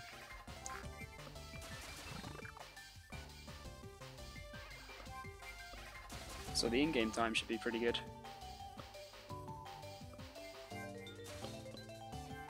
.316. Don't know what my in-game time for the actual record is. Time, by the way. I don't know. Well, I guess I'll you're see looking it when it comes up on my All screen, right. yeah. I got 3:20:49. Well, maybe it lagged a bit.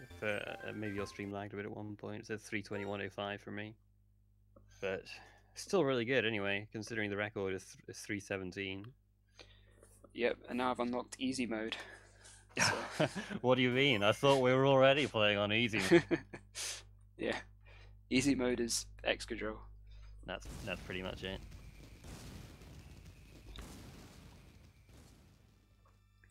Well, got a fair bit of time until the next run is scheduled to start, so I guess we can watch these credits for a little bit. Yeah, the reason for such a high estimate is literally timer 0, which was very nice on the initial seed. I got it first try, and then a bit worse on the Jilba seed. And also because there are fights, like Elisa, I didn't expect to get it first try, but because it is a really hard fight. But yeah, that went really well.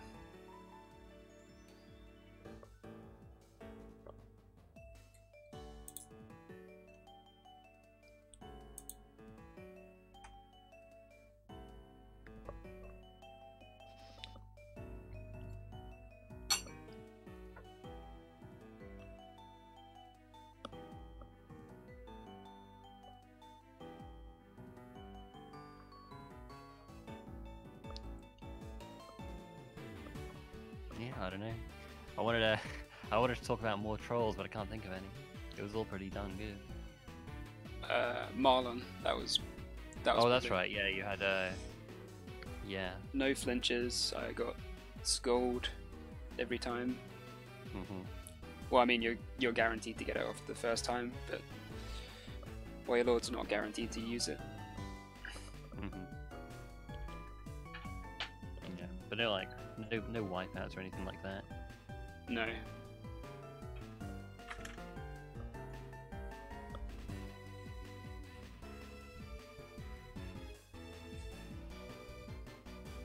That's faster than my normal mode marathon run.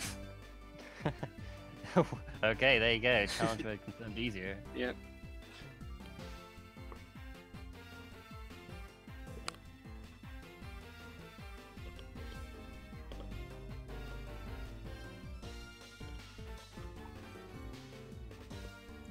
But yeah, if you want to run this game, then I've got notes on speedrun.com, and I've got a tutorial for Drillbur. Yep. It's quite a long process working it out. But, yeah, but there's lots of resources here for you. Yeah. If you get confused, then we've got a, we've got the Discord as well that you can join and ask questions. Yeah, plenty of resources out there. It'll be tough, but I think anyone who's run Gen 5 will tell you how rewarding a run it is. It's just like feels really nice to play. It's just a lot of fun. Yeah. But it just like the having to do the manip yourself, it like adds another. It adds like a more personal kind of a kind of more personal quality to it that a lot of runs don't really have. Quite unique in that regard. Yeah. Because you can put as much or as little as effort into the manips as you like. Like, if you put a lot of effort, then you can, for the encounter paths, picking up the items, if you put a lot of effort in and check each frame, it can be very rewarding because then you can never get encounters. But like, if you don't want to bother with that, you can just kind of YOLO it and just hope you get, hope it lines up. And then Drillbur, you can search for like as long as you want and to try and find a consistent seed, because it's quite hard to find a good one, but you can spend as much time as you want depending on like what you want to accept.